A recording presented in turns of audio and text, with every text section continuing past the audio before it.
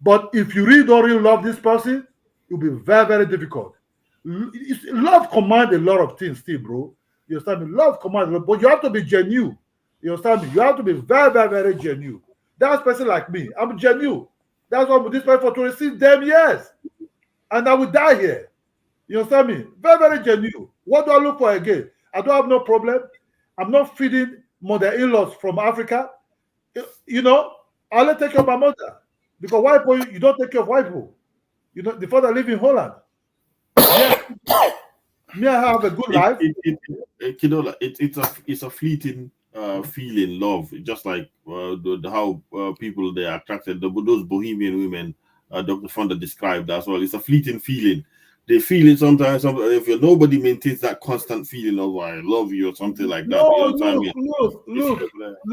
love. You reduce love. Look, you cannot just sit and say, love. You do things to passing the things up. You know, you don't have to be financial or anything, but you have to understand that if look, you have to commit somebody for love. There's up to be commitment on it, time, emotions, all kind of commitment, business together, running things together, family. You people have children. These are commitment inside a love.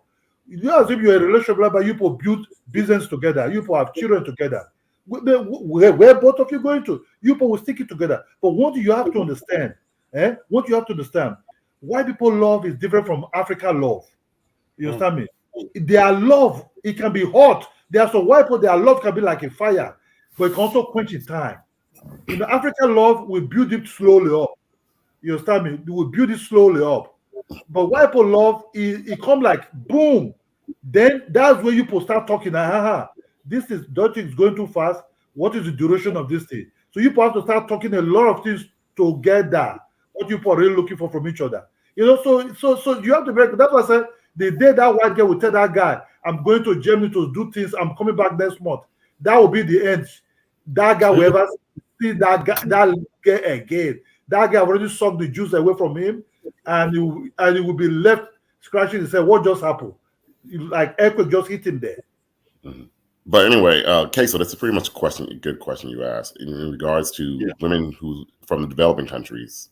Um, is their feelings really genuine? Um, and here's the thing. I remember I had a conversation with a friend of mine. He was from what country was he from? He was from Costa Rica, and it was interesting. We was having this conversation, and one of his friends come from one of those prominent families in Long Island, New York, like out in the East. I don't know if you're familiar with the Hamptons. Are you familiar with the Hamptons? Yep. Okay. So he met a woman from the Philippines. Okay. And, from the Philippines, from Manila, you know, doing this little, vacationing, brought her back to the States. He wanted to get married with her. When he took her to the family, I think it was some family event, a bunch of rich white people, everybody jaw dropped. It's like she got the death stare. What the F she's doing here? Until one day, my friend was telling me that the mother said, if I pay you to leave, will you leave?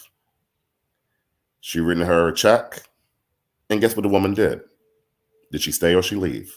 She left. She took the money. Exactly. She left. She left because they don't want those type of people in a bloodline. But if the woman really cared for him and really loved him, she would have stayed. But since his mother bought her off, she left. It tells you what love is. Mhm. No, it's a reality that everybody must face as well, especially if Yeah, you're but caught that in Africa. If you're caught in Africa as well, and you're dealing with, are they really interested in you because of who you are as a person, or are they interested in you because of the opportunity it presents them as well? there's a That's the solution to it reality. though. That there's a solution though. Here's the thing. Sometimes I don't just feel. I think this is the What case. Kidola said was a Some good solution as well, but go on. Yeah, a good solution is you I just want to go ask to one that question in the country. chat. One question in the chat.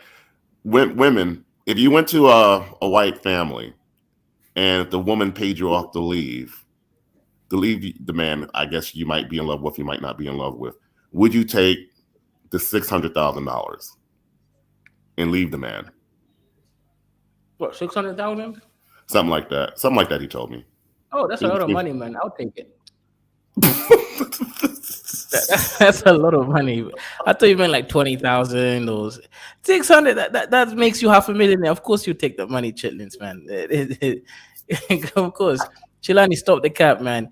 You can barely you can barely afford a super chat. You take that money, you go leave him, and then you go enjoy yourself marry a real white man. Stop the cap. That's actually a scary. You bring an African woman over here, and then she because she has not grown in the same experience as you have. Then she jumps to a white man, the next nearest white man, and you could be a dusty white guy, and she will think it's because he's white, and she could just jump. Anyway, fuck it. Like, so the solution here is simple. I say, right, do what, let's say, okay, do this. Go to the country. If it's Africa, go to, I don't know, Kenya or Ghana. Marry the woman, stay with her there for at least 3 years, build an actual relationship with her. You don't have to be living there the whole time, but make sure that there's a child born there. There is you guys actually build that relationship in that country. Then when you bring her over, she's already invested in it. The issue is what tends to happen is you guys are having a mail order bride situation. And when you have a mail order bride, she's got no emotional attachment to you. There's no long term emotional connection. Like, you get the point. So that's actually, I think, a big issue. Is just don't bring her over straight away. Like, marry her, live with her for like 3 years. Then when you feel like, okay, you know what, we actually have a bond, right? We have business. You got things that You have tether you something guys together. together. You have something together and all that stuff. Yeah, Exactly. I think that's the best way, because when you bring them over, there's no real attachment. Like your lives are not really that tethered together. So when you don't have a tether, a strong tether that connects you, she's just thinking. And here's the other issue with African men. Like, I know what happens, right? A Nigerian guy will go to Ghana, right? Find a nice young 25 or 23-year-old Ghanaian girl. She's like studying for her nursing qualification. She's gonna get it in a year. Then he plans on bringing her over so that she's working for him in America, and that's what a big thing that ruins relationship. She gets turned off. She's like, "Wait, what happened? You treated me nice. You bought me an iPhone when you came to Ghana. Now I'm the one making money for the house." So I don't know. I think some men are also too dusty to maintain an expectation. Council, you see, when look, for men, look, women. That's what I said. You have to look. Men are different from women, right? Women can just lie down and you just bang what you're gonna bang. They just pretend everything is cool, right? Men tend not to have that kind of when a man really fall in love with you, he really want to be with you. But women can fake it. You understand me? Just like the way you have sex with them, they fake it like they have orgasm, where they don't have no orgasm. You understand me? So for men, actually, men pay a price for women faking more than women pay a price for men faking it. You understand me? Good point. Because when man make a decision to be with you, no matter what it is, he will hold on to something he find nice about you that ginger him up. You understand me? So that factor that he will hold will say, man, I really love this woman, man. I love this woman, man. But a woman can just fake it, like a green snake. You understand me? Fake it, he'll be kissing you, but it's not really true. You understand me? That's why I said these African guys have to be very careful with Western women. Because these African guys, look, when they have this intercourse, they have emotion. Look, in Nigeria, right? You can sleep with a girl today. You start feeling it. If you really like it, you start feeling more about the girl. Say, wow, man, I like to see this guy again. You understand me? So there's emotion that slowly start creeping in now. You understand me? But with these white women, Sex is not an emotionally bond. It's like, I don't think it's just white women alone, Kidola. To be honest, I think it's just human beings in general as well. You yeah, cannot but yeah, sustain you cannot sustain an what I mean, emotion forever. yeah, You cannot but sustain that an what I emotion. mean, this group of species are different from us. You understand me? For them to really come out and say I love you, take them time. Do you know how long it take my wife to say she loved me? It take time. But Mhm. we were cool together, dining, moving out, because having good because time.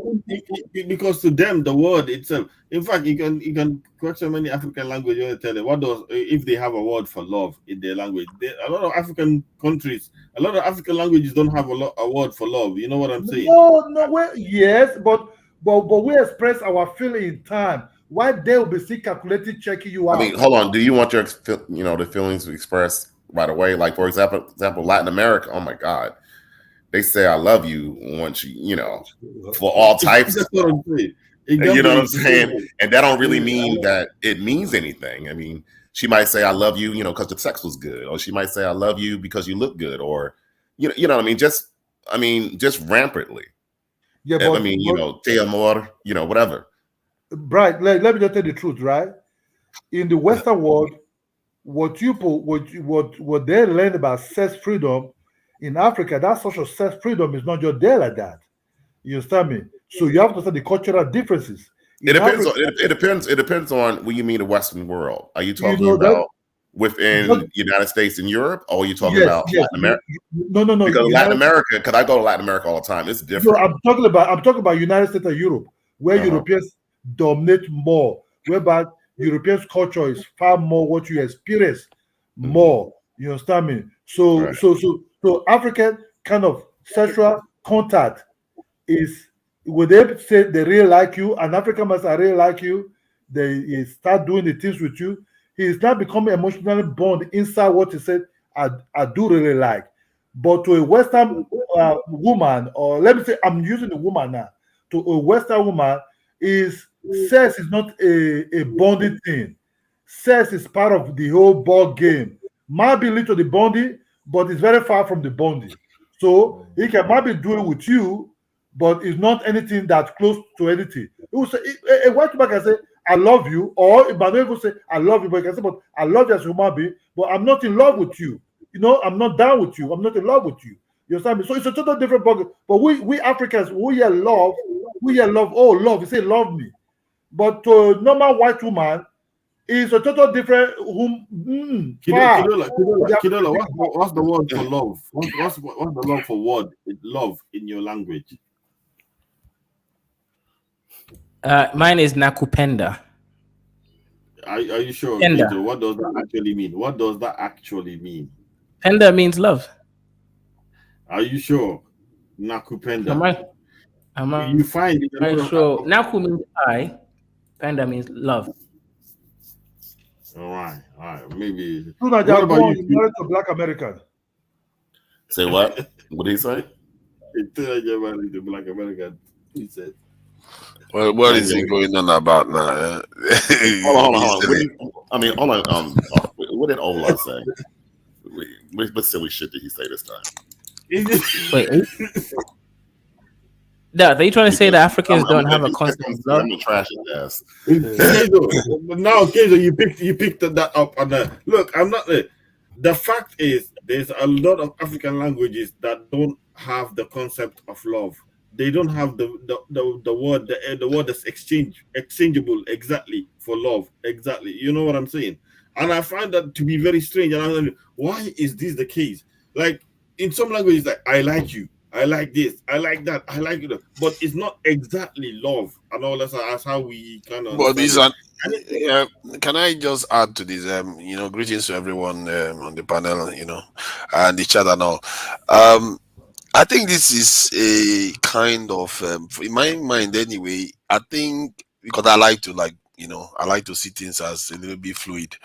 Um, it's not.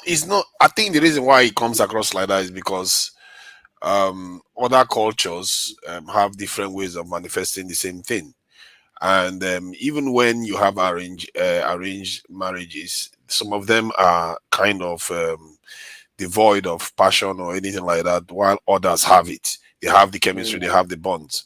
So it's just that they have different ways of describing it. And when people use the term love and the way they use it in the West, I think it's just a different way of saying, you know what, I've evaluated everything and put them together and say, now I It's a want to way be of with you. expressing the passion. It's Yeah, a way a of kind of expressing a the passion. culmination of saying all these things I've checked about you. I like them. At the same time, there's an element of infatuation and even and some element of fetishization, even in most of all these things. But we just like to separate them. But they all come together, and the person will be like, okay, after a couple of months, from the point of view of the Western people, they'll say, okay, I'm in love with you. I love you. In other words, I want to be with you. So all these things have come together to get them to reach that decision. But while in an Indian arranging marriage, they'll check the family, check all the other things, and then when they put everything together, the two people are get on together. Then they can describe the same thing as in a way, the same way. I think maybe that's how I'm looking at it, because that's why it seems like other cultures don't have it, but they do. I've seen it in when some people, they will put them together and they don't want to be together, even if it's arranged marriage. They don't want to be together because they don't get on, and you have to have an element of chemistry, or at least, um, and if even if you respect the other partner an arranged marriage, it's not the same as love. That's just arranged marriage, and you lose a little bit. But I think Ola was saying something about that we build it over time. It could change over time. As why does it change? When sometimes you are with a partner, then suddenly you find yourself being more fond of that partner over time. I think it changes because of the same reason why people fall out of I think love it's over the bond time. of familiarity. When you're with someone for so long, you have this bond and familiarity with them and all that kind of stuff. So it develops something. So you only realize how much you like that person when you're kind of stripped away from that familiarity, and then you start to think, oh, you love that person. You understand what I'm saying? It's a familiarity thing as well. It's So a so it's a combination of all of them. I think I'm talking about from the point of view of Western people. It's a combination of all those things that they would, because while they are saying, because that's why they don't say it the first time they see you, isn't it? That's their approach to it, because they are the ones doing the vetting themselves. It's not like their parents, are arranging marriage. They are doing the vetting themselves. So it takes them time to evaluate and look at, okay, we get on, and then we go out. This guy is sexy and all that. This woman is like. Then that's why it takes them a bit of time, 3 months and all that. If you try that with your family members in other cultures, it probably takes them just as much time to approve any woman, or maybe even longer, to approve any woman or any man that wants to marry their daughter or stuff like that. People just have different ways of looking at these things. For me, from what I think, like, got most of it. it's still quite telling to Niger that many African language, I tell you, will not have a word to describe love in that sense as well. Eh, They don't have the word I to think we describe it. do. If they ask you now what it truly means, you won't know really. There's no. If they tell you to decouple everything, you'll find out that it's made of all the pieces that we use to describe the similar stuff. I think they do have it actually. With most of the cultures, it just comes out in different ways. It's not like, In because they different don't means of have a expression. relationship. See, they don't have. Let me just finish the point. They don't have a relationship whereby they stay for a while and say, "I love you," like that. You see what I mean? In our own culture, that's not how it is. Instead of that, they will be like, at least the traditional one. I mean, now they are all doing it. But the traditional one is that when they stay with you for a while, they know you. They say, "Oh, I want to marry you." Our family members should see each other. That is their own way of saying it's similar stuff. But they do say it though. They actually, I've watched Nigerian dramas where they say those sort of things in traditional languages. So I don't know whether in Gambia they don't do that necessarily. When I was in Gambia, you guys were a little bit stiff, I must say, man. The Gambians were a little bit stiff, but about the slum lord or slum love kind of a scenario that Kezo presented. I don't know why you guys are being hard on the lady, and why she, if she was staying with the guy there. What is the issue? Why It's not did she at enough. least help? Bro, it's Niger. They're She's still not living forcing in the the guy.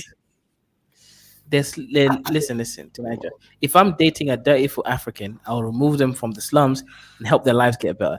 They're still living in the slums to Niger. Do you think he wants to be in the slums? See, No. that same guy, hold on now, but that same guy, even if a Kenya woman gives him ass like that, he will still accept it in the same condition. So why judge him differently? Because he's a European. So that's the way I look at it. If it's a human thing, that same person would do the same thing with a Kenyan woman. So why? He's judging her tonight. Kenzo is judging her and her intentions and all that stuff. They are not as genuine. You understand? I think Do they she have? could be. Why does I, she I have mean, to do be you more think genuine than a Kenyan woman? I don't now? get it. No, a Now, Kenyan woman who's rich to Niger. Look, to Niger, I'm a Kenyan, right? Every time I've dated a dirty for African, I at least help them. Like I give them some monthly allowance, right? I help their life get better because I have that money, right? When you have a resource that someone else doesn't, and you say you love them, you share that resource. She clearly has access to money from Germany, and she's not sharing it with him by alleviating his pain, bro. Tonight, you're not getting it. They live in a slum, bro. They're not living in a poor neighborhood. They live next to next to things that could kill them, you know what? For right? her, I think it's Maybe she's more or making money less. from it. Are you not talking about her Yeah, now? let me say something. For her, I think it's more like a venture than more than anything else. You see this phenomenon with certain white women, living, like living in Europe, coming from a rich family, and living in the favelas in Brazil with a boyfriend, Hmm. and so supposedly trying to get into the culture, where Brazil have many different cultures, not just in the favelas in the slum. You can't complain about these women, man. Those are the best women. Say what? You can't complain about that. What's your Or a problem, white man? girl saying, you know what? I'm gonna go in to hang out with the trollos or go with the brothers in the hood They're stupid, man. and party in the hood. They're easy. But people have been doing this down the ages now. People have walked out of castles and inheritances to go and rub down with the poor, and so is the oldest story. No, not the oldest, but it does happen. Even the Buddha left his inheritance and went and sought wisdom and all the rest of it. So what she is doing is not new and it's consensual, and I don't think that guy is complaining. If he's complaining, he can complain to her. He can complain to her. I need the money. Oh, this is I don't like this game anymore. So you see, Kenzo, if say a Kenyan woman comes to you now and she throws herself at you, she's good looking and all the rest, she will take it. You don't have to start asking whether she has money or not. That will not be your first priority. And No, I'll check the accent. If she sounds like she's from the slums, bye bye. no, I I mean, won't even. I mean, what's wrong with you? So you What mean about you you from just what come about you on? from the sticks in Louisiana? No. Come on, baby. I'm a classist, right? I would never like be in a relationship with someone who has a certain accent At from least you're Kenya. honest about it. I don't see. In reality, I think you're just saying that. In reality, if somebody hits you, and she's got all the bits you like in the woman, and you forget about the accent and get on with it. You just never know with these things. My point is that the guy he's doing what he's doing consensually. Probably he's getting more. You know how young men are. Young men free but they are getting women for free. Why would they not accept it? They would not He would not see anything wrong with it at all. So He would. I'm not Tunaja. sure I Okay, would at his age. Tunaja, we agree that the guy, and he sees it as a kind of plus for him. It's a benefit either way or not. But from the woman's point of view, what do you think her intentions are? Because like Kenzo raised That's an interesting one. quite a good, yeah, he raised quite a good point in the sense that okay, so she says she loves him and all that stuff, but she knows that she can elevate his life better and all that kind of stuff instead of leaving him in that slum. Why is he deciding to stay But with then him in again, that slum? Darth, like the situation I met. Wait, hang on. Maybe these guys don't really know where. Because Tanaja, listen, Tanaja, you live in the queen's bosom. You're happy. You're fat. You're flourishing. Okay, this is where these niggas live. Let me show you. Just so that you have a better perspective to Niger. Kids can die just by touching the water, not even drinking it, just touching it. This is a roadway to Niger. This is the slums. And here's the issue tonight, Joe. It costs $20 a month to rent a house here. A nice house in Nairobi. Okay, when I say nice, obviously for poor people. A nice house for poor people in Nairobi is $60 a month. All she has to do is just give him an extra $40, and she's living there anyways. Teenager, I I, moved into a nice place. Hang on, I moved into the nicest place in all of Masai land for my girlfriend, right? Because by your definition, I love her because I'm showing investment. This white woman won't even move him from a slums to a normal place. you are because you are classist. You see things as if he has But to move. Maybe they're happy where they are. I don't know. but then No, again, no, no, no. He's not no, happy, bro. He queso, wants to queso, leave. queso, queso. Is he complaining? What about this though? He can't yet because he let's hasn't got power, right? I mean, Go let's ahead. say this, queso. Like I was talking about the Filipino lady, right? Who went to that white family. So we don't know what her family might think of this relationship if she brought him back in Germany and how the reaction of the family would be. It probably won't be president. Okay. I don't see it like that. Yeah. The way I see I mean, it like I told you, it was a good example in real life scenario where a Filipino woman went to the Hamptons with her supposedly man. I think it's probably more of that, Brian, as well. See, she can't bring him back to where she comes from as well because of the challenges that she may face over there. So she Exactly. decides to suffer with him in that situation and love him regardless or something. It could be a fetish type of love or whatever it is she likes it. But her motives, yeah, maybe she loves him and all that stuff, but she's definitely not. Maybe she's scared of the challenges. But Yeah, Kenzo she is loves. right. nobody goes there to live just from fetishizing anything. That Are is you sure somebody. tonight? No. I don't think so. I really don't think so. I think that this one is. I'm not even sure it's about the man necessarily. It's about her. Okay, You know, good. yeah, it's I about agree. her. I think her going there is, some people have an affinity towards certain things for reasons that just Okay. baffles people. So maybe that's what it is. Because if you look at the environment, most people will not be comfortable around there at all. But yet, look at Tonight, her. most Look at Kenyans her blending in. wouldn't even. Most Kenyans wouldn't even go to Kibera. If you mention, like, I remember when I used to try Tinder when I first came to Kenya. I tried it for a little bit, and I would tell them that I lived near Kibera. Right? When I did used to live near Kibera, right? Actually, I lived in Kibera, just not this part of Kibera. And the women never came. None of them never came. This is even the fact knowing I'm from the UK and I got some money. They never came. You're dodgy enough. And you go and live in a dodgy area. Why would they come? What did you expect? Exactly. So, but what's the- I think to be fair to her, though, I really think that when I look at this picture, I see a place that it takes more than just fetish to do this. It's something that is inherent in her. Maybe she wants to prove something to herself, and I you can't fully explain why people do what they do. I'm not even sure she knows. I understand. I understand it. That's why I'm posing this question. I see this difference. There's white northern Europeans tend to have an idealism about the world to a point they are actually stupid, and Southern Europeans are not expressing the same. I have seen it many times. I had a mate who lived in Germany, and he was bamboozling all the Germans and all that kind of stuff. They were giving him money, that. When he got to Italy, he found they don't believe anything he says. The Italians were far more skeptical, and he described them as The closer they get to Africa, the more skeptical they are now. They were more skeptical. He looked at them and said, "These guys I are think just it's anywhere. like It's Africa." anywhere that's third world, bro. I mean, I see them. Like I said, I go to Latin America all the time, and I see how they react in those countries, and it's kind of like a weird.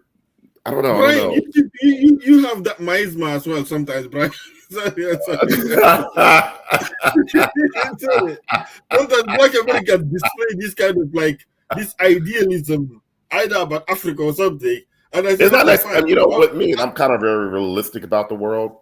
I mean, I don't go to an area and be like, "Oh, wow, let me examine and go to the local worst areas I could find." I don't do that. I don't do that because I think that's condescending in a way. I can't. But see, if she decides to up and leave now, is that a judgment on her? I personally don't think so because she can also do that with somebody she's clubbing with and dinner, having dinner with, and It's a little bit chilling out with. different. It's Why a little is it a bit little different. bit So let me give different? the context. Hang on. Okay, so let me make like a 3-tier argument here. You are right, Mhm. Tinaja. At its core, she's not a bad person. She's not doing anything wrong or bad. I agree with you. The issue here is some implications. So when a rich person enters into a poor person's life in Africa, especially like let's say in a familial setting like this where there's an emotional bond, there's marriage talks, etc., there's an expectation that this is a great thing. The spirits, the ancestors have blessed this, so we want to move forward, at least alleviate some of our stress, pain, and suffering. So if she's doing that, she's entering into poor people's lives and then leaving them just like that without sort of adding some value to it. That is culturally wrong. So yeah, you're right. From a moral perspective, she's not done anything wrong, but culturally speaking, this is wrong, right? That's why I would never go to a poor family and poor people to Nigeria, Oh, the because I guy know there's that he's had a lot of unspoken. ass now. You see, come on, man. People pay for Yeah. ass all over the place. What are you talking about? And I didn't get anything out of it. And secondly, men do that all the time. You Nigeria. know, They're hold talking on, about hold on. love, love, I mean, love. hold on now. Men Yeah, that man, are he rich do digressed that right there. all Yeah, the time. yeah, he You did. know, they go out with young women. They go out with women and dump them. There are a lot of Casanovas out there doing their thing. I don't even know what that's the word anymore. But point is that there are men that chase women, get them, bed them, and move on. Yeah, Because they have exactly. I mean, a resources. good example of that to Niger is to countless half white and half black Vietnamese children left behind during the Vietnam War, and there are a lot of them are searching for their fathers in the United States. Yeah, and then the Yoruba demons is not the Yoruba demon for no reason. There's a reason why they call some Yoruba demons, because they are taking advantage of women, promising them marriage and dumping them and moving on. So That's wrong. I think the reason why you are focusing on this one is because of that savior, white savior thing, isn't it? When they come to try to help people, I think this is, if from what you have said, it seems like this is a little bit different. This is just two young people coming together. Why she decided to go to Kenya is another thing. I don't know what was she in Kenya to do. Did she come to study or do something and met the guy there or something? I don't know. You know, Adventure, adventure, pardon, adventure. adventure. She's Okay, a she just came social to Kenya worker. for She was there adventure. for adventure. Social worker. That's interesting. Yeah. Mhm. Yeah. If she came for just for adventure, yeah, that's a little bit. It seems a little bit unseemly, but in the end, I don't see anything dramatic in what she's doing. She's just being herself. You have to be yourself to do what she's doing here, man. You seriously have to be yourself. You can't pick this one living in such an area like that. Now, you have to. The smells, So, Kenny, everything what will do you challenge find you. to be the bad thing about this arrangement that these guys did? What is so bad from hearing what you heard so far? Or something. Okay, hang on. Let me read this. This is interesting. So shout out to PCH writes, "What's good, my Black American brother? Do appreciate you. Maybe she fears losing him to another woman in the big city. If she keeps him in the slums where he lives now, she may believe there is less competition from." Okay, so I love what he said there, because he's now bringing in psychology. There is a point here. If she introduces him to her other Mzungu friends, especially women, they might want that big bad Bantu playtime, and I I think think it's a that fair point. It's a fair point, and yeah, it's a it good might point. even be subliminal. It may not be Mhm, conscious that she's doing it. mhm. And secondly, she feels like she has more worth here than Yes, if yes, she in this goes somewhere situation. else. So yeah, Mhm. I think all that may be playing into the dynamics that you are seeing there. And that's Yeah, selfish if you think about it from that point of view, isn't not it? really, because here's the thing. I don't think it's selfish, and here's where like I might come out as a Yoruba, as a Wanga demon, but in a relationship, you you need to actually have power dynamics in your favor, because when you don't, that's when everything starts going to shit.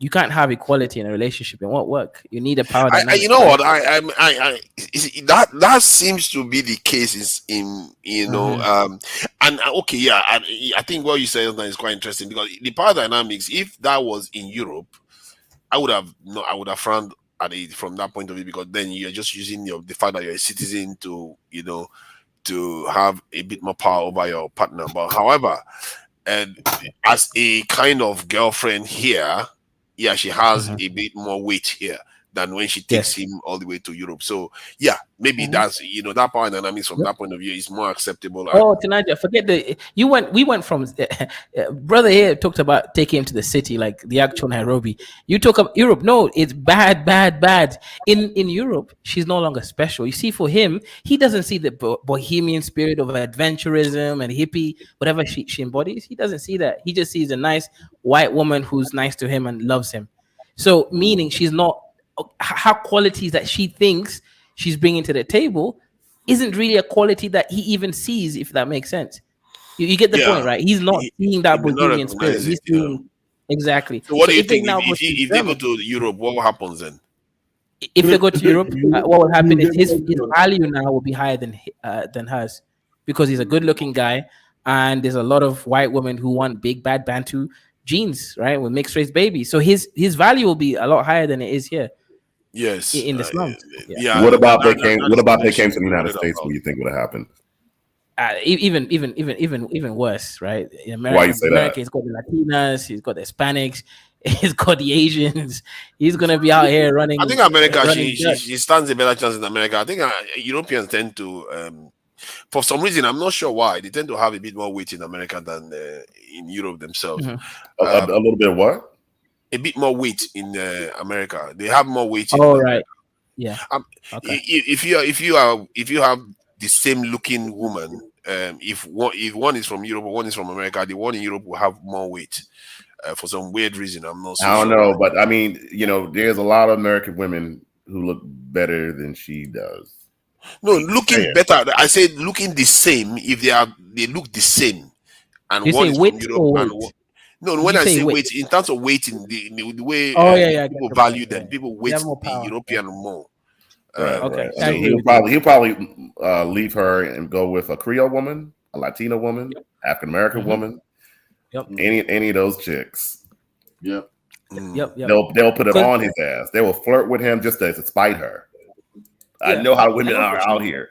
They will fuck with him, fuck with her, just to yep, spite her ass. They saying that, oh, I yep, could get your man. yep. Yeah, Yeah. So vicious, I think in vicious in the general, US. Tanaja. Yeah, viciously, exactly. Yeah, Sadly, you're right too. I think vicious when it comes down to yeah. that. Tanaja, from my experience, honestly, and my short life experience so far, I do believe that you do need a strong dynamic, right? Because here's the issue, and something I've noticed: people misbehave all the time in relationships, and when I say they just start behaving bad for no reason. So imagine you both have equal sort of value in that relationship. One person is just it's not going to work because there's no reason for the other person, the misbehavior, to realign themselves. That's why if you look at the West, America and the UK, the relationships don't work because women aren't the same as men. So there's no real differentiating factor of power between the two, and women can behave badly, right? So that is actually it's an important factor. You must have a power differential on one side, right? I In think this situation, you have to have. I think what I think what I see is that it's not necessarily true that you have to have power differential you, on one you side. don't think I think so? you have to have interchanging difference in different aspects in relationship. Like sometimes Okay. in terms of the home, there are certain things the man will concede to the partner, and then there are other areas the woman Yeah, has to concede. So, I but to just say okay, one I side should agree be with you. dominant, it's I not likely agree. to You're go adding well. nuance. You're adding nuance, but let's keep it simple to Niger. Just really think about it, right? Why does a parent? Why does a child obey the parent? It's because the parents got more power. Every relationship that we have and we see in society, there's always a power differential. Why do we obey the police? Well, because they have power in that moment, right? So True. there has to be a power differential. It's just now, you see, tonight, what's happened is because you lived in the West for so long, because you're waiting for your application to get approved before you can travel back to Nigeria. So, so Look at this one. Look at this one. They wanted to send you to Rwanda. Yeah, His Majesty just had pity on you and sent you back home. But what do you mean that this thing, that the power difference, that the one has to have more So- basic power? in any relationship, like a bit, okay, so think of it like work, right? There has to be someone who takes more brunt end of the consequences, right? You don't, the board of directors obviously are one of the higher ranking people, the CEOs and all the other managers. There's different responsibilities by different people at different ranks. So if you have this spread of communism, see, here's the issue, right? Because of the postmodernism, right, with Derrida, Jackie and all those people, right, they wrote this idea that dualism is bad, that the idea that there has to be some kind of game between two opposing fields is bad. That's what led to the whole single mothers are okay, when in reality is no. If you're a single mother and you're competing with a family of two people, that's two incomes versus one income.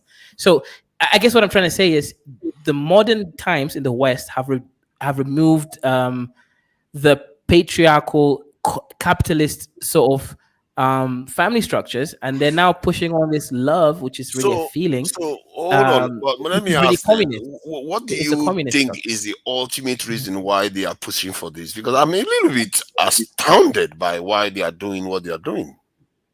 Economics, In the West. because economics, right? If you can make women work as much as men, right, and be as productive as men, you've basically increased your profits. It's all about money, right? Yeah, but hold on though. I don't know whether there is more profit in that than generating more people. Because in the end, when women leave home, they don't tend to have more children. The population is declining, so income will reduce. So I don't understand it still. It still doesn't add up to me. No, income for the nation will reduce, but income for the corporations will increase. When population is declining, it's No. declining. I mean, right whether it declines or increases, the corporations are able to import people, right? That's why corporations can import skilled workers from India or Africa. So the corporations will survive. The problem is I guess we're mixing in the nation versus the neo corporations. But yeah, we got Ike here as well. But look at this situation here where everybody has been forced to go back to the office now in the UK and all that kind of stuff.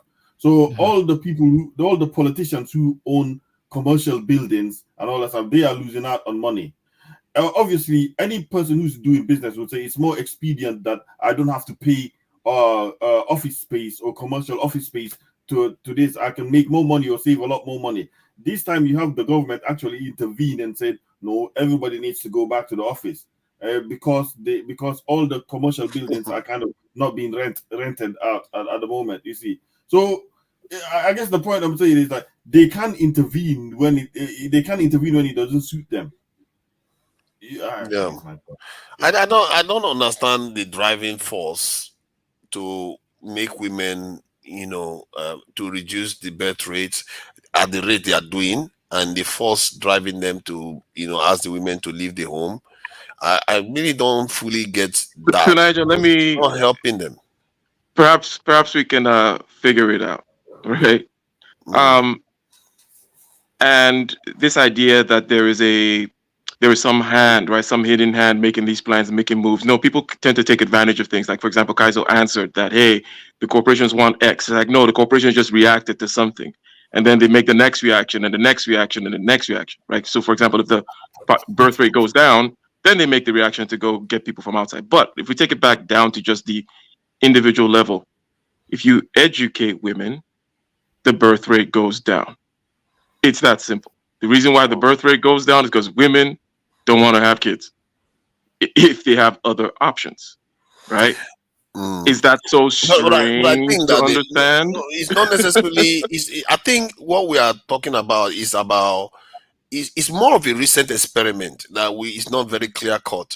And because we have not really tested it historically whether people can get educated and still have children, depend on the kind of policies the government decides. No, I'm just saying. I'm talking about human being choosing something.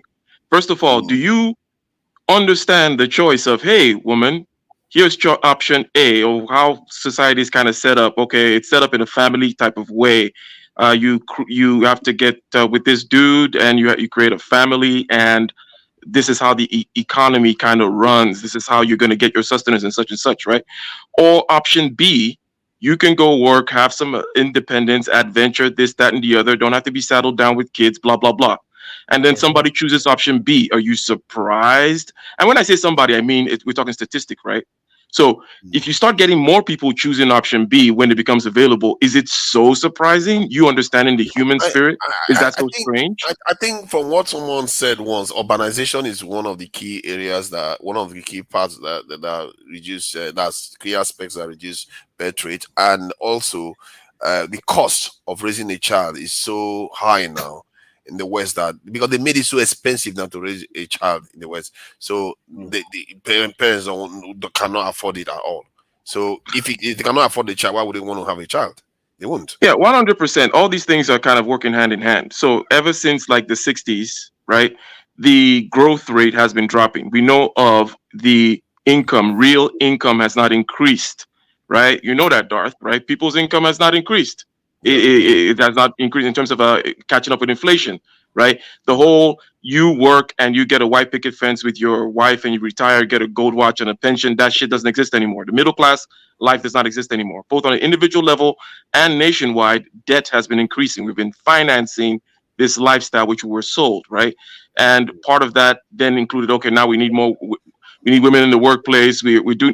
There are many things that are going on that are part of the economic question. But I'm just talking about from the point of view of women choosing, right? When they have more of a choice. Now we're just talking about regular NPC people, right? Just think of regular people, rats in an experiment, right? If you give the rats a choice to, hey, how about some more independence and freedom, and you work for yourself and you don't have to be tied to the family, of course you're going to get a cohort of rats choosing that. Like, it's not. Yeah, and is that a choice then? When you are the one introducing it, because the choice wasn't present at first, then now you provide the choice. You have given them the opportunity to do, because there is more this thing, they are likely to go in that direction because that is the path of least resistance. You see Yes, what I mean? and then I don't want to monopolize the conversation, but there is another person that then comes in to take advantage, and it's another kind of a corporation thing in terms of marketing, right? The single woman lifestyle, Sex in the City, the Vogue magazine, single woman. You know, she's standing there with a pants. You know, she's got the skirt suit and she's walking down with a latte, and you know. So you understand that marketing has a lot to do with marketing groups. In other words, they create these images of the types of people, and then they sell you something, right? So this particular group, which did not necessarily exist before, right, of this particular Sex in the City woman, and the purse that she wears and the shoes that she wears and the perfumes that she buys, is a huge profit center for certain types of marketers, right? So they go in and then they pump up that stuff. They pump up the lifestyle. Sex in the City is just like another example to sell you, after all these programs are to sell you stuff, just like the magazines are to sell you stuff, right? So inadvertently, the just regular choice of certain types of people, or shall I say the outliers whom wanted more freedom to begin with, because there are always outliers, right? There are always women whom perhaps maybe are more, more masculine, or B, more, shall we say, free spirited, right? Those people always exist, shall we say, in the same proportion, always.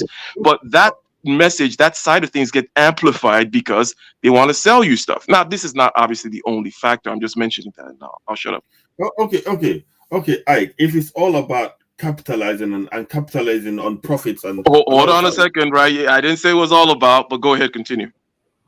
But why would it be the case that it seems more, to me it seems like you will save a lot more on production and being productivity cost in a company where you're not having to rent out and have to buy out a building and have corporations come in when people can work from home. Why would the government go out their way and impede that side of profit and all that kind of. Why would they go and impede and say everybody needs to go back? So now companies need to go back and pay for the office space and all that kind of. So when I can say Now that, you're then talking why about do they commercial do real that? estate and the COVID thing. You're talking about something quite separate, other than the. But yes, we can address that, right? So in reality, there's at least two aspects of that. Number one is it is the outlier worker that is more productive on their own. Shall I say maybe there's like 2% of people, they actually is better if you just leave them to be on their own, right? And then let's say maybe there's like 10%, and then there will be those guys, it doesn't matter if they're there or not. But trust me, dude, majority of people suck. You know this. Whether you work at Google or you work at a slum shop in Kibera, most people suck. Most people are not self-starters. Most people are not self-motivated, and also a lot of them need that whole freaking thing of. Let me not add too much context to it. But in reality, what some these employers are finding, the ones who are not set up that way, because there's some employers who have already been set up for remote type work, okay, and maybe you hire engineers and you do certain types of you deal with a certain type of person, and you've already set up yourself to kind of work remotely. Then you can kind of be reaping from having that particular small percentage of people whom are quite shall we say self-starters and whatnot. But in reality, most of these freaking idiots out there can't do crap. They wake up and they waste a bunch of time. So that's one aspect. Another aspect is somebody has to service these goddamn real estate loans, right? Insofar as they still exist. Now, this is a speculation on my part, right? Mhm, Speculation is, look, banks have a lot of control, as you know, right? And the mhm. banks are getting hit hard based on the fact that these landlords cannot service their debt on these commercial real estate anymore. So maybe they're part of the pushing of that, to come back so that the rents and blah blah blah can continue. I think where that is coming from is that maybe there is a nudge to have everybody working Hey, for. don't forget the pensions. eh, The Yeah, pensions Yeah. are yeah, they are attached to No, extending real it's that estate. coming one too. from They are To the extending rent. that it's one not too. it's not all about capitalism. It's only capitalism when it benefits them. You understand what I mean? When it suits them, it's a goal forward only when the profits benefit them as But well. but but So I for the think the companies back argument then, that sorry, I think the argument that Ike made just now about like he put it like people suck. I think there is some truth there because if people were left to their own vices, which probably were at the majority, the productivity will come down. Maybe that's why they prefer people going back to the offices. Um, no, but still, I'm still that's puzzled not why the they case. push the That's not women the out case. there. That's not the case. The reason why they have people back in the offices is because it's a reason to kind of because you need people to the commerce happening. You need to people to keep buying and selling as well, and you Yeah. need people to keep buying, renting that space and paying back the rent for office spaces as well, which a lot of these politicians have invested in as well. They have invested in this commercial real estate, Yeah, so they but have it's a not. strong See, lobby. that there are various aspects to it that even I have been beginning to notice that if you allow people to work at home quite often, I think the health of people will reduce because they don't have much of a need to move around much. What I found is that when you are going out daily and on the metro and all those places, there's a lot of cardio going on. There's a lot of movement going on, and if you are at home, you don't do that like during a lockdown. There's a lot of I'm just saying, mental health stuff it that seems came like up. the natural They don't care process. It about seems that like too, Nigel. it I seems like I, I I know. They Well, don't care I about that. don't Like know it that. would be I can 1% of the equation. I cannot say It I know that, but it's money. It does cost them money if people get ill, doesn't it? So that too th- will motivate they them. don't care that's about not that. enough. So what they you got to understand that there's not a long termism with the oh yeah, if people are healthy in the long term, they can provide so much value. People are acting from a very day to day, quarter to quarter basis. You know, don't Mhm. forget that a lot of these city workers, for example, their pensions are backed by some of these commercial real estate, pretty much backed by the commercial real estate industry. So, and then also you got to think about all the businesses that lose money because there's no more traffic in the city center because everybody's at home. Yes. So it's just so many factors, even just from the financial side, before you even talk about how is How how productive is it? Because let's like in terms of like, oh yeah, like can we measure how productive it is? That's gonna um that takes some work. But what I I would think say it's is, probably not go ahead. productive, isn't it? That's the whole point. I think maybe they found that it's not very productive for people to be working from home. It's I not haven't. productive. It's not productive for the economy as a whole, but for individual companies and capitalists or individual private enterprise, It it's could be productive because it productive costs if land, real it costs estate, land if cost. everybody's rent, like everybody's lease on this commercial real estate just expired on the same day, and they're like, okay, we're free, we can pretty much have people remote distributed Yeah. just across the world, we can attract the most talent that we can. I think that they would find that 1% to 2% to 10% that Ike was talking about that's productive across the world. There'd just be a fight for those people. That's what I think would happen. But because there's so much riding on commercial real estate, including workers' pensions, you gotta take that into account when it comes to Mm. But, what could put how it could potentially impact the economy. about the So point Ike made regarding how people suck and everything, and how about 2% of people are able to work productively on their own. Isn't that the case with most companies, and where people actually exactly, go in yeah. every day anyway?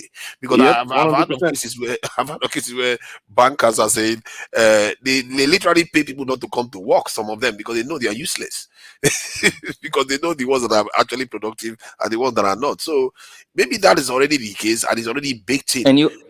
And also you got to understand that people want to hire workers sometimes just because they want to justify to the investors, hey, there's economic activity, we're working on increasing production, look who we're hiring these subject matter experts for such and such.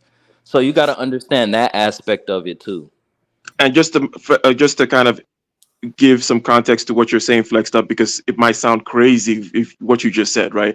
How can you tell me that people are hiring to make it look good? But basically, in heavily financialized sectors of the world, such as, let's say, the publicly traded companies, right? Something such as we're hiring could actually increase your money, right? Because it's financialized. It doesn't really have anything to do with reality, balance sheet, production in and out. It's all about how much money you can raise, right? So you see that a lot in Silicon Valley, for example, where it's about growth and it's not about profit. So it's like, there's this company called WeWork. You may or may not know about it. Or we all know about companies, for example, like such as Theranos and whatnot, right? Theranos kept on hiring and had all these people in their board. And the more they have these types of things, the more money they attract, right? So Mm. in the world of financialized, which any publicly traded company also falls within that kind of thing, venture capital and startups are that way as well. It's about growth and not about profit, and you can create all kinds of stories by saying that you're hiring people and whatnot, right?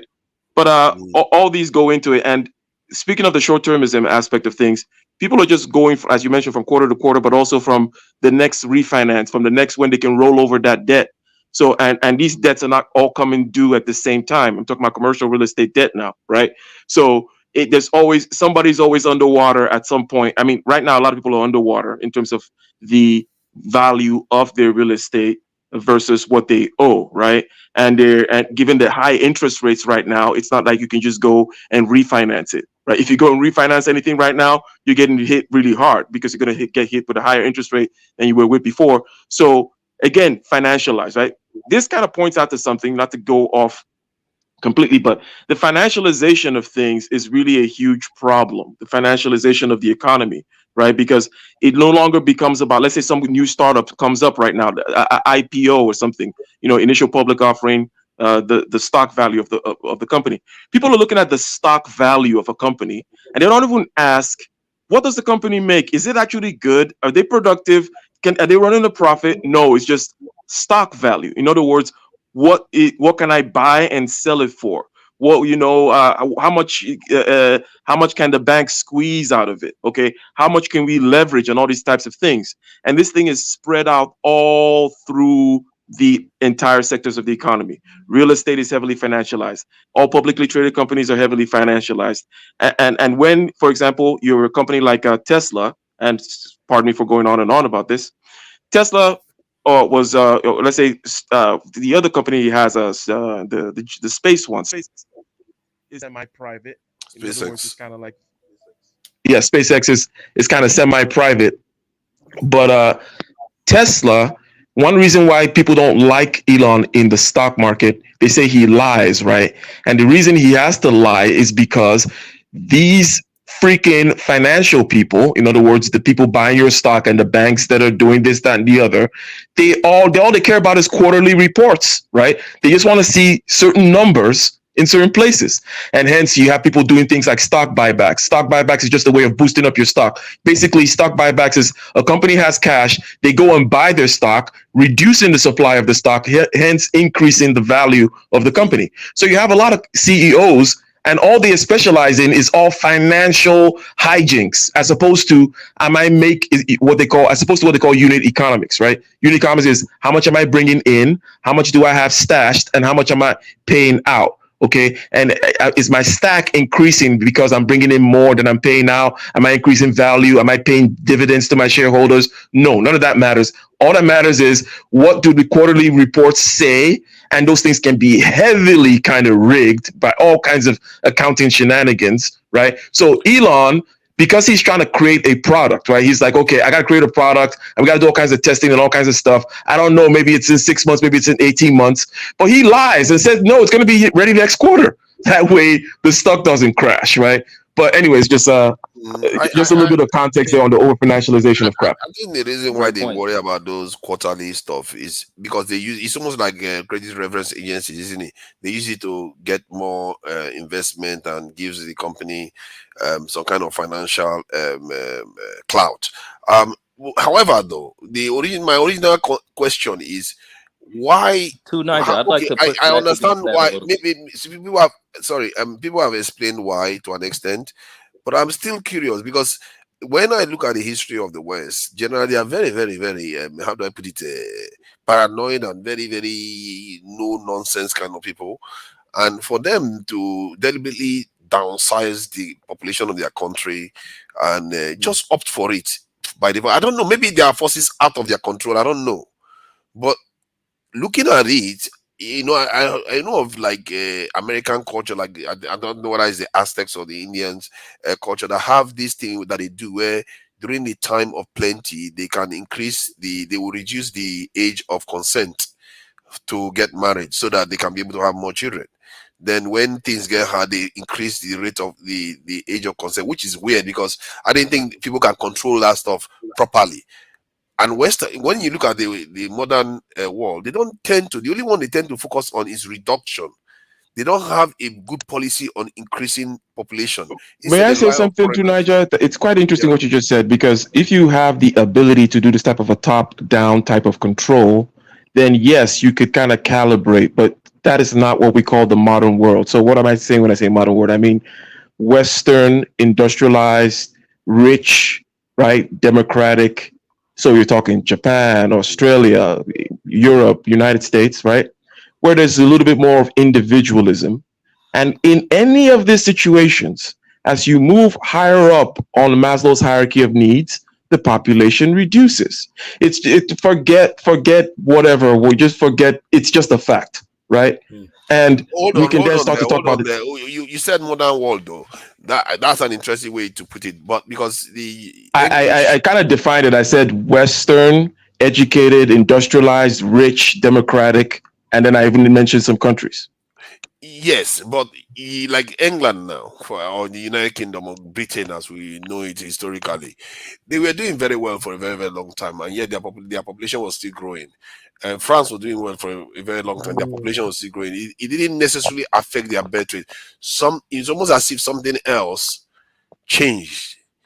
More recently, and I want to understand it. But the thing is, it happens eventually, no matter what. And I'm sorry for cutting you off, but it happens eventually. And these demographic things tend because of the generational type stuff, right?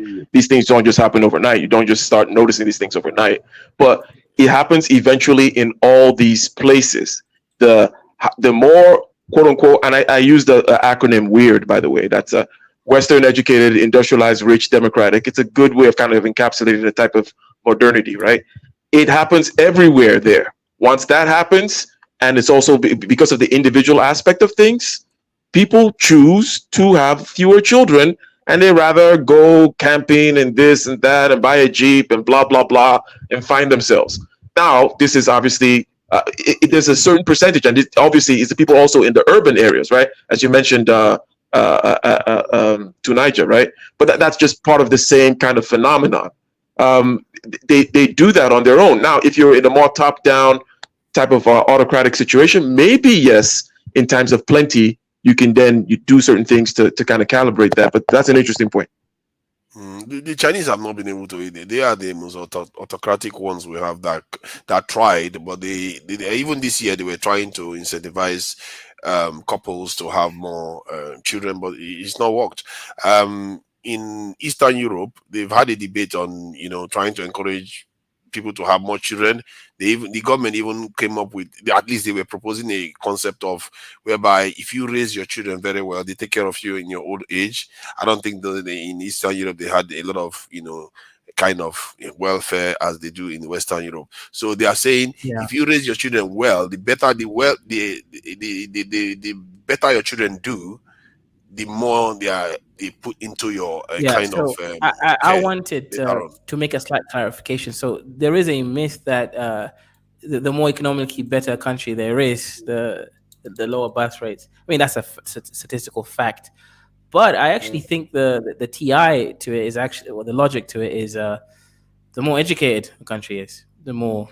Because if you think about it, right, poor people are stupid. That's why they have 10 kids, not understanding that they can't afford to feed them.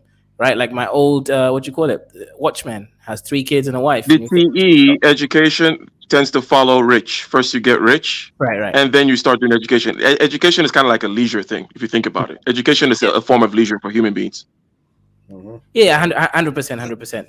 Yeah, so the facts are, the richer the country gets, but yeah, education is the reason why, because poor people are stupid. Ultimately, they don't know what they're doing. Right? They don't understand. I think it's the mechanics of getting educated, because it takes time, and while you're getting educated, you can't necessarily be having children. You are right. That's why the people can get educated tonight. But there's another aspect that we may not be noticing. I think in the 60s and 70s there was a big debate within the academic circles about population and how the world is going to sustain its population.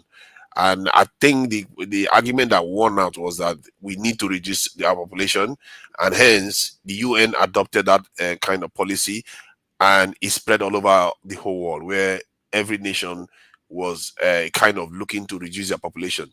Maybe that's what's affecting us now, not necessarily because of urbanization. I'm not. That's why because when you go back in time, the countries that were prospering and doing well, they were still having a lot of children and getting on. And okay, you can say they were not as educated as now. Maybe that's true. So there are so many factors playing into this. But the fact that the nations, Western nations themselves, deliberately pursue this policy. Italy, the population is dwindling, and they are still going headlong. Okay. I don't understand it. I see what you're saying. I also just wanted to kind of respond to Liz on the chat. Shout out to Liz, a sponsor of this stream. So she says people had many children to work the land, and the dynamic has changed. Well, that is okay. Even that isn't necessarily true, right? People had many children because children died because of lack of medical stuff. So even if you look at societies that didn't have land, or societies that weren't really doing agriculture or any of that system, they still had many kids. Poor people generally had many kids because kids will die, right? Because there's no access to medical attention. However, right now, poor people are the ones who keep having children because of lack of education. They don't seem to understand how to balance sheets. And that's exactly why they're poor, right? What is wrong with you, man? Stop bad-mouthing poor people, man. Come on. No. I'm just saying how it is to Nigeria, right? Poor people can't balance sheets. That's why they're poor, right? They can't balance sheets. Stop it. They can't. To Nigeria, it's the truth, right? Let me give you an example. 1 + 1 is 2, man. No, let me give you an example. There was a time when we were poor. Yes, the great Kaiserorian family was poor at one point because we didn't have papers in the UK. Okay, that happened for a couple of years, right? Do you know what happened when my parents put me in charge of the finances to Nigeria? Mm-hmm. We were still earning the same amount of money, but do you know what happened? Yeah, no.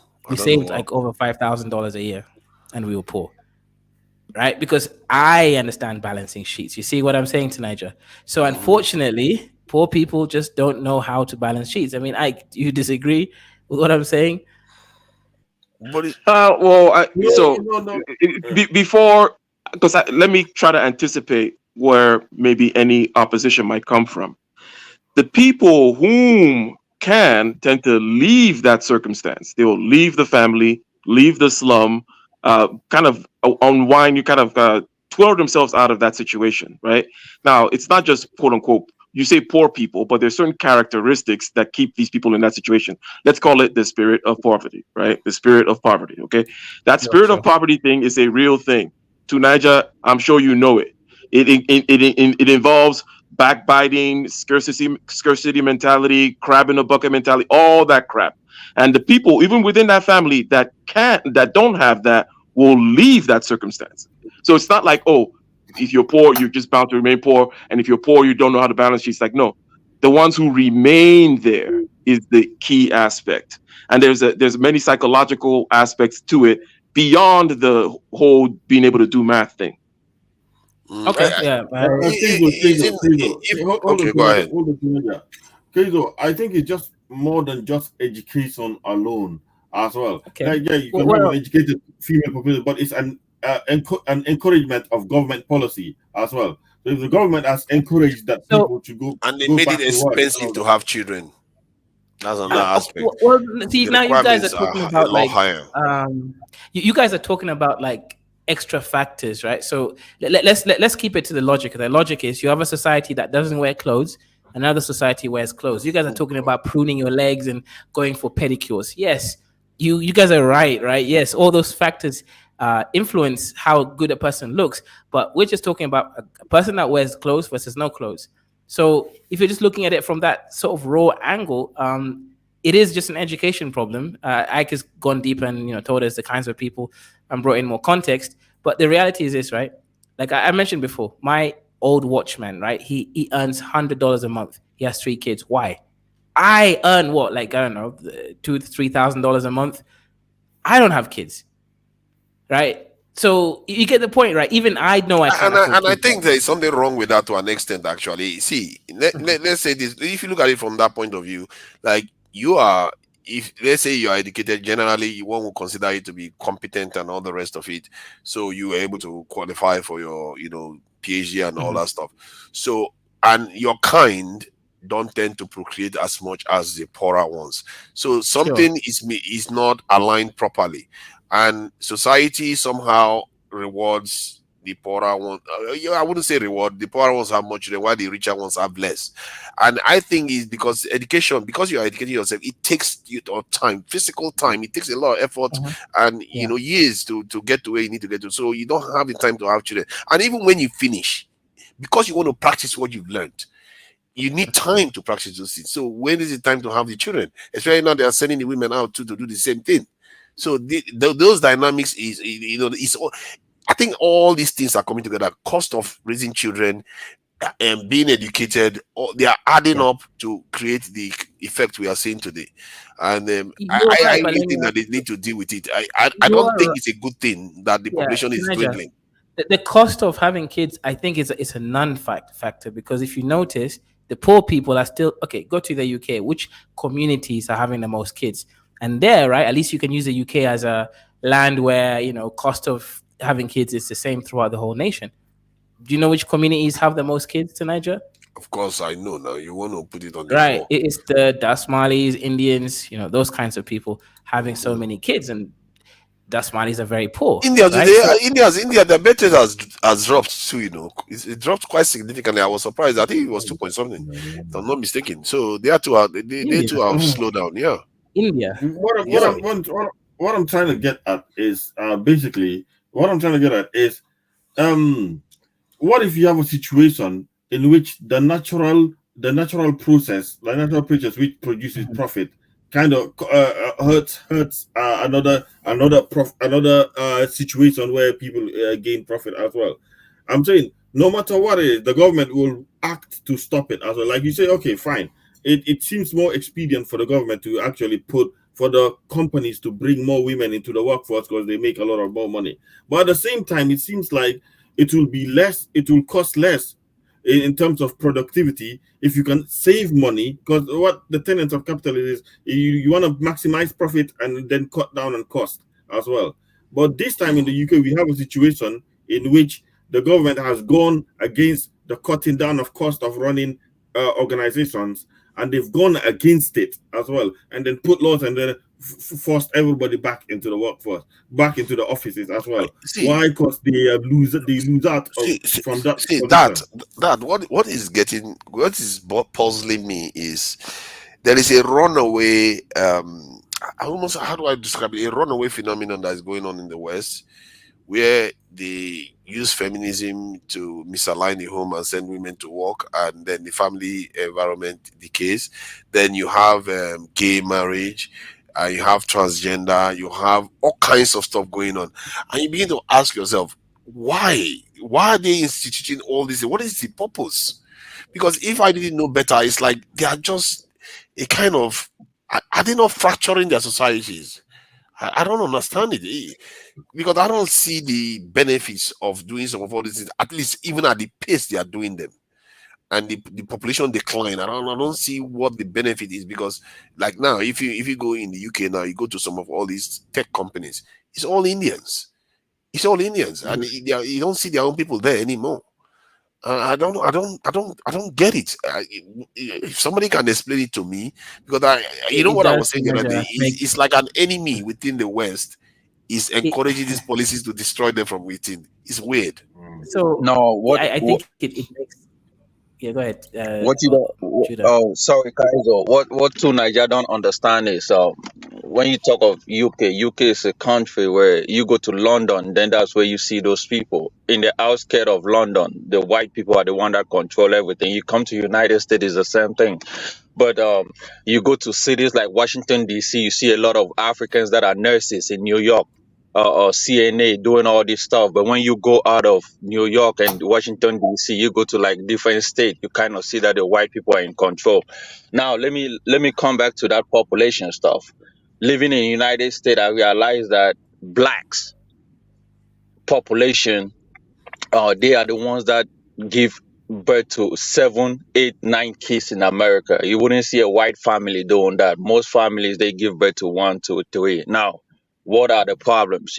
People living in the same country, there's one set of people that give birth to 7, 8.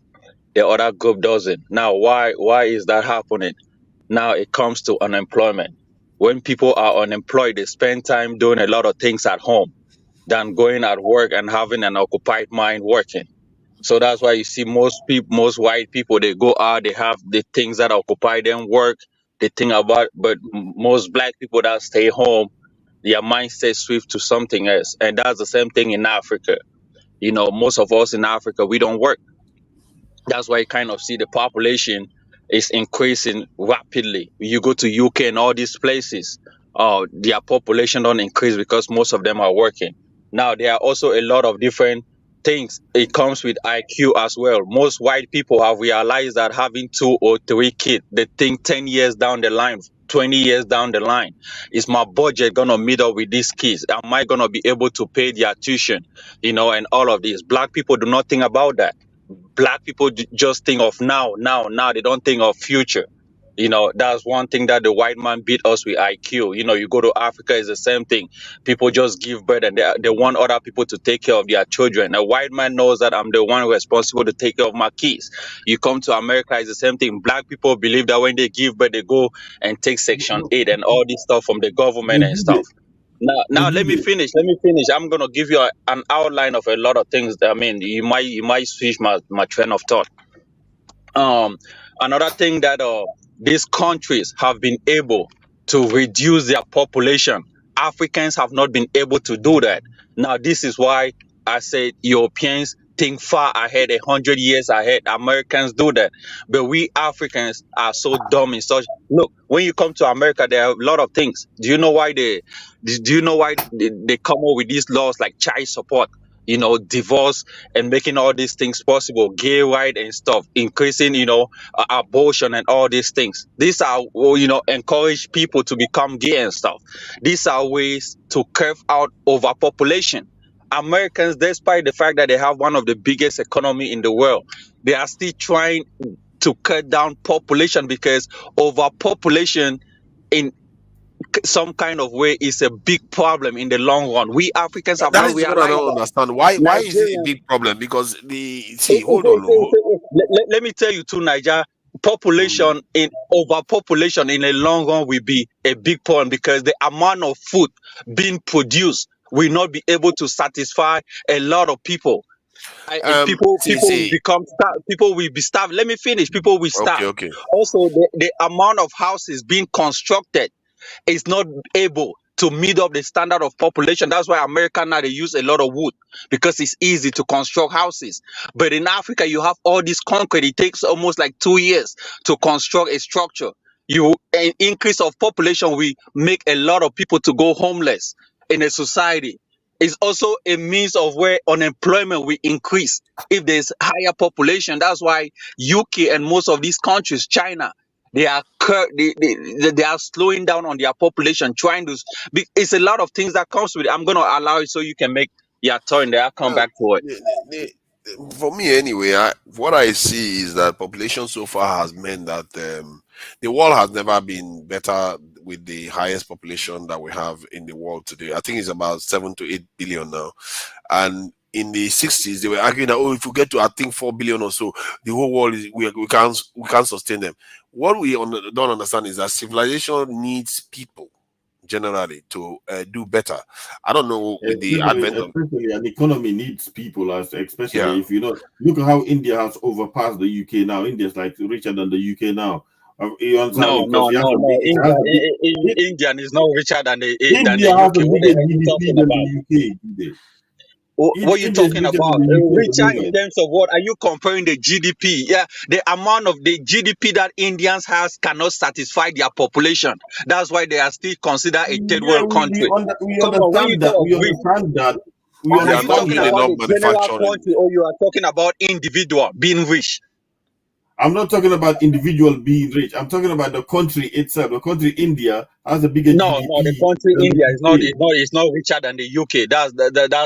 It, it, That's a fake. it is richer It's than the not. UK at the moment. No, It's in richer terms than of the UK. what? In terms of what? In terms of GDP per capita, in GDP. But when you talk of GDP, there are two types of GDP per capita or they because Yeah, of no, overpopulation, Jude, hang on, they Jude, hang increase. on, hang on. Jude Go is ahead. right on this one because the India is not so much higher than England that it makes sense, right? India is higher than UK by like a few amount, but UK is so much higher on GDP per capita. So no, Yeah, but yeah, Jude is correct. Kaizo, your population makes your GDP goes up, but per capita is what people are concentrated. How much is an individual making? No, no, We are not talking you're about. right, Jude. Hang We are on, not Jude, talking you're right, about but gross domestic product of the country. We are talking about how much is an individual making in India compared to a UK citizen. See Like say that Nigeria what you has are a bigger saying is GDP. true. What you are saying is true. That's not an issue. I think the question is productivity and the fact that civilization needs these people. One, if you have a computer, you don't say, "Oh, if I can or have parallel machines working and doing stuff faster, I wouldn't do it." So what that indicates is that it's not that we have, from what I gather, the amount of land that it needs to feed the whole world right now. You'll be surprised if one country can produce it. So it tells you that we have a lot of scope if we are organized to grow and do No, to things. Nigeria. What you don't understand about land is you just think every land is good for cultivation. Do you know why America is sponsoring a lot of? Do you know why there's a lot of sickness that is going on? Do you know why America has not been able to cure certain kind of sickness? Is another thing is about that population. Now, There are so many America. ways to Let me farm. finish. There's what they call vertical farming. There are so Let me many finish. different Do you know ways. why America is sponsoring GMO food? GMO. Like they can cultivate corn or maize today, and in 2 weeks you have it already. They can in America they eat all kind of food. There's no seasonal things. There are no seasonal food in America. Do you know why? Because the population is fast increasing. The food cannot meet up with the people. Now it causes a lot of sick because with GMO food that probably African countries they have started doing that. Nigeria will start doing Yeah. it because the See, population they is are wasting increasing. a lot of food. That's the reason why, and they are not doing it. Do you know the kind of nonsense they do with food production? If they wanted to produce enough food for the world, they can. We have the capacity to do Oh it. no, no, no, The no. world Food is just not doing just it very, very come on, inefficiently. come No, on. There's no land in Africa, man. see, it's obvious. People didn't know that there was going to be the kind of mechanized farming that we had in the 60s. There is going to be newer innovation. That is going to be breakthroughs that are going to happen so that we can be able to generate even more food for the population. Jude, population is not bad entirely and all that kind of stuff. But it's not bad entirely. The reason being because with a higher population you have, then you have a potential to create a bigger market as well, which could then help your economy grow or place to treat to as well. So having a population is not entirely bad. Hence why India is doing better than the UK GDP wise, not per capita, but GDP wise. India is No, doing but better hang than on, the Dash. UK. You Man, can't, is That's that I funny. don't know why you keep going to that. You are looking for Yeah, trouble. They will just wait, go hang on on. and per Dash, capita wait, for wait. you on you. No, Dash, the reason being, the reason being is hang like on. there's this notion, population is a bad thing entirely and all that stuff. It's not a bad thing entirely Yeah, because if you No, have but more it's people, not. but It's Dash, definitely not. you It's only can't people that don't know use how to harness population that yeah, complain Dash. that You it's a can't bad use thing. India as GDP as an example, right? Here's the problem per with India. capita, India's GDP is India only a definitely is little not better. that it's only a little more than the UK, right? Meaning it's not something you should even think is a. It's let me That let me little give it bit that you see is gonna explode in the next coming years to come. Kaizo, possibly, right? Possibly, yeah. That Kaizo, little Possibly. bit China have a bigger GDP than United States. Doesn't mean China is no. Come on. I No, mean, no, no, no. United Wait, States is hang on, still hang on. there You're when it both comes to making gross. Jude. Here's the thing, right? That argument is bad because India doesn't even have a higher GDP than the UK. That's the point, right? Look at the GDP Exactly. of the UK. It is 3.1. Okay, let's look at the India's one. It's almost the same. So that doesn't count. That right? It's 3.1. Right. So you can't use India's GDP as an example. It's the To, same. to That's the Niger, thing. do you know why the No, standard of living in Singapore is far better off than Nigeria? And Nigeria probably have a bigger GDP, gross domestic put than Singapore. Do you know why? I Because say, of population. no Yeah, one. I mean, Singapore is just the population of Ajegule. Let's not talk. yeah. But that's why I say If when we, you have a smaller if we population, want to start when looking you for have a areas that smaller have GDP, population, you enjoy. hold on. You know there are some parts of Nigeria you go to. If you want to look at the GDP per capita, it's going to be just as high. So, but To Nigeria, we are not talking about some part. That's why those are the advantages of population. When you have a smaller population, your economy, everybody enjoys, everybody lives good. But when you have a oh bigger no. population, I think there's a that's a lot of mistake. insecurity. What That's a mistake? mistake you are making. That's a mistake you are making. The bigger okay, nations, so that's where I'm most of the reading here. breakthrough is happening. That's creating the I'm world reading you see here. today is from the bigger I'm nations. reading here. What bigger nation? What is 2022, the population Which of Russia? nations Do you are know that doing most Nigeria of the has a bigger? invention? The nations Do that you are know that doing most of the Nigeria has a inventions big? tend to Wait, be do you know tend to that be bigger population. Do you know that Nigeria has a bigger population than Russia? Yes, How come Nigeria is not far better off than Russia? but that is a political question. But in terms of Oh, come innovation, on, come on, man. hold on. You You are guys talking about. just See, hold on. Now, let me finish one point.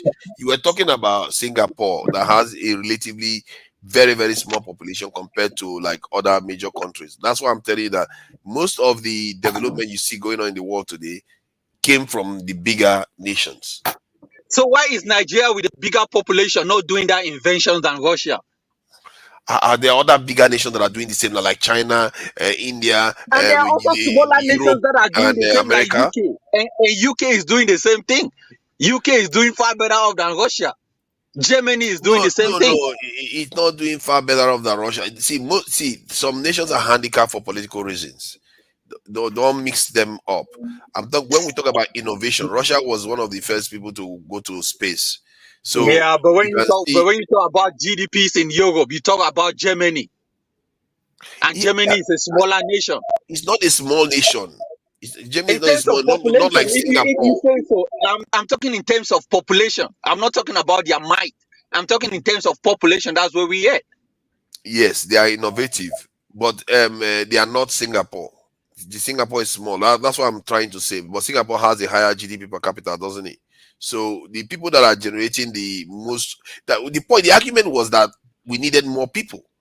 And No, the if argument for me hold is on that now, let me make the my point. overpopulation is a See, disease. let me make my point. If you have a machine, That's the argument there. if you have a Wait. machine, if you have a machine, like a computer now, and they tell you to put, you want to have 10 chips in it or just one, are you going to say, oh, let's go for one? Because that one, yeah, it might use less energy, but it might take you far longer to accomplish anything. But if you have a more powerful computer, you can use it to create machine learning algorithm that is going to solve greater problems for you. That is what the calculation that is going on. It's not, I think people just look at it from 1 to 1. And this is why they made a mistake in the 60s and 70s to think that we can't sustain our 8 billion in So population. Naija, I don't know where your facts is, but this is the thing, right? If I have a job, I if I have a didn't do a good company, explanation if you don't know. Naija, let me finish, right? I live in United States, right? I live in a different state called Utah. Do you know why Utah pay more people, pay higher than Texas? Do you know why? They have a lot of free land and they are in a country that is No. sustaining them. This is the thing. Texas pay less because of overpopulation. When there's overpopulation, people scramble for jobs. When there's an opening, 10, 20, 50 people go and apply. Now, in the state that But progress I is am, slowed let, down let, with let fewer me let me people. finish. Progress is slowed down. That's what you are missing. Let me finish. Over here in Utah, when there's a job, you only have one person that goes and apply. Now the pay rate is good. They kind of pay you higher than a person that lives in Texas. They know if they fire you today, there's a person that is waiting on the door. Now that those are the consequences of overpopulation. You might not have a job. You might go not having food because they have to serve other people. Those are the problems, especially in a country that is not meeting the standard like Africa, not meeting the gold standard. In America, they are able to solve it quick. But Africans with a low IQ, things are going to Yeah, crumble. yeah. You can have higher population only when your economy is hitting certain standard. But when your economy is not meeting that standard, then overpopulation becomes a disease. That's a fact.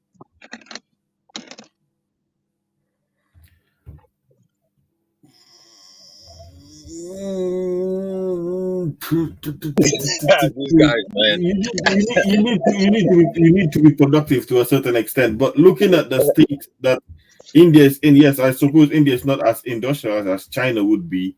But looking at the state that India is in, it's showing a lot of progress. It's showing a lot of potential that it will definitely supersede the UK in the next coming years. And it's even done so in 2022, even without even being as Da, fully industrialized. da, Hold on, Jude. Hold on, Jude. People give it that. Even though it's as fully industrialized, it superseded the UK in 2022. Yeah, a fully industrialized India functioning, the UK is nowhere to see it. It's just a tiny island full of few people, and they left the EU as well. India da. will have a higher GDP. I'm not saying by per capita because they have a huge population as well, so they have to distribute the wealth and all that stuff. So it's going to be better. But in terms of GDP per production value and all that stuff, India will be higher than the UK. Da. Smaller countries does not mean you when you are smaller things go well for you. You are from the Gambia. Gambia is smaller than maybe Singapore or the same size. How comes you have not been able to do that? I mean, you guys are just talking based in Europe, based in this, the big one, one country. Oh, they have this, they have this. They go to the come to Africa. Oh, how comes you have not been able to do that with a smaller population? How come Nigeria that has a bigger population than UK has not been able to meet that standard of having a bigger population? How come Senegal that has a bigger population than Gambia is doing better than Gambia? How come Right. Nigeria that has a bigger population?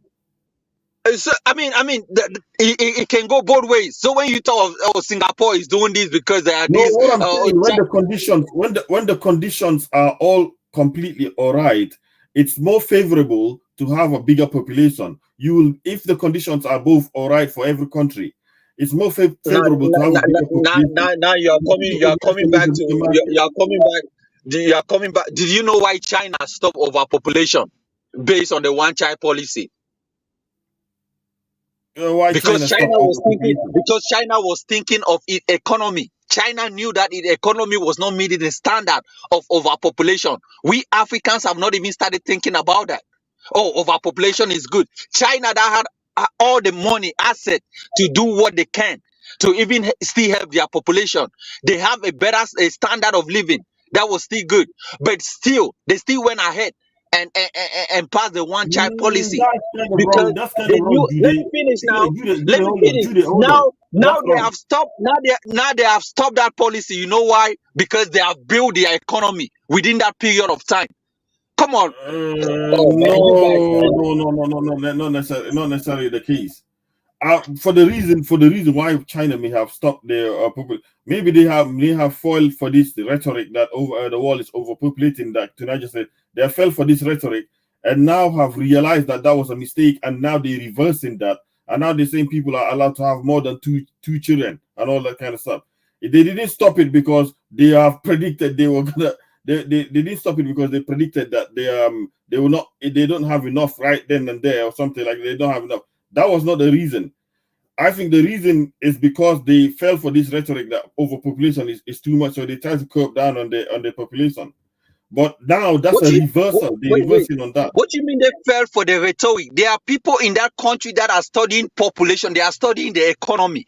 Are you saying that they just fall for? Come on, man. You guys talk as if you guys people A just whole, sit down and take decisions. a whole lot of people fell for the rhetoric of this What, overpopulation what is stuff. this guy talking about? Maybe in Africa, you guys don't sit down and think about population. In this country that I live in America, there are people that watch data, population Why data. why would On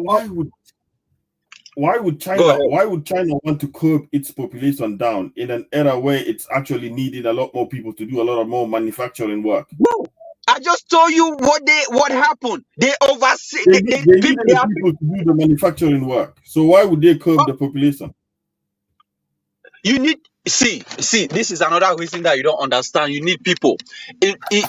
Don't you know that as technology is increasing, many people are going out of work. I'm telling you for a fact. I used to work for a company. After when they came up with robotics, the people that were working in that company, what happened? You can go online and even check Amazon and see what is happening with Amazon right now. Right now in Amazon is letting a lot of their employees go. Why? It's a- Let me finish now. Let me finish. Why? in the so hold on, Judy. In the era where they are all right now and they're not as growing as fast as they can, they are then saying that they will they need to increase the population. People can have more than 2 children. Wouldn't that affect GDP per capita then? Wouldn't that affect the distribution of wealth then? No, it wouldn't because these are In the things that era where they they're don't just. growing, Let me finish. Let slowly, me in the answer the era where question. It wouldn't sorry. because people don't just get on one morning and take decisions. Before they took a decision, they knew the consequences, the effects of it. Now it did not just come by surprise. They have observed the population increase. They knew that if within this space, in 5 years, this population keeps going up, the standard of living might decrease. A lot of people will become homeless. People will be unemployed. Those The are the things standard that of they living, spot. was bad anyways back then and all that kind of stuff, and they cut population down. The reason I don't know why, but right now when you look at China, it's right now if they need the standard of living is a little bit better as well. So what is a And that's motivation why for them to increase the population? that's why they have It's stopped that because policy. they increase the population is because they want to increase the level of the market size and all that kind of stuff. That's what they're doing. What is this guy talk? I'm out, man. That it's hard for you to understand. Go ahead. Tonight, Kejo, chime in here. Chime in here. If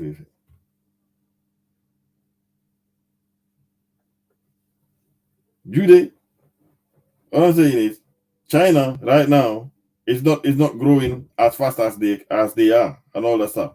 So right now, it's very funny that they will ask to increase the size of the size of the population right now. They're not growing as fast as they're growing. You understand? So what would be the incentive that they increase the population size right now, other than back then? Think about it. Dow. What I'm saying is, when China was having difficulties, their population was increasing at a rampant rate. They foresee that if it keeps going the way it was going, they were going to have a lot of problems, disease spread, poverty, homelessness. A lot of these things was going to happen. The housing, they might not meet the standard of housing. Now, when they passed the one-child policy, they were able to build a lot of houses. If you see China, there are even places now in China that they have houses built already, but there is no population, because within this space they were building. When this policy was going on, they were building. Now, when they realize that, okay, we have built a lot of infrastructures, we have all these things, we have built a lot of companies and stuff, why the population wasn't growing, there was a lot of things in place. Now they have opened it because they have built a lot of companies. Now everybody is working, things are going the way it was expected. You have seen how the economy of China, their gross domestic product is even far better off than that of United States, because those are the kind of gap that economists have sit down and come on, man.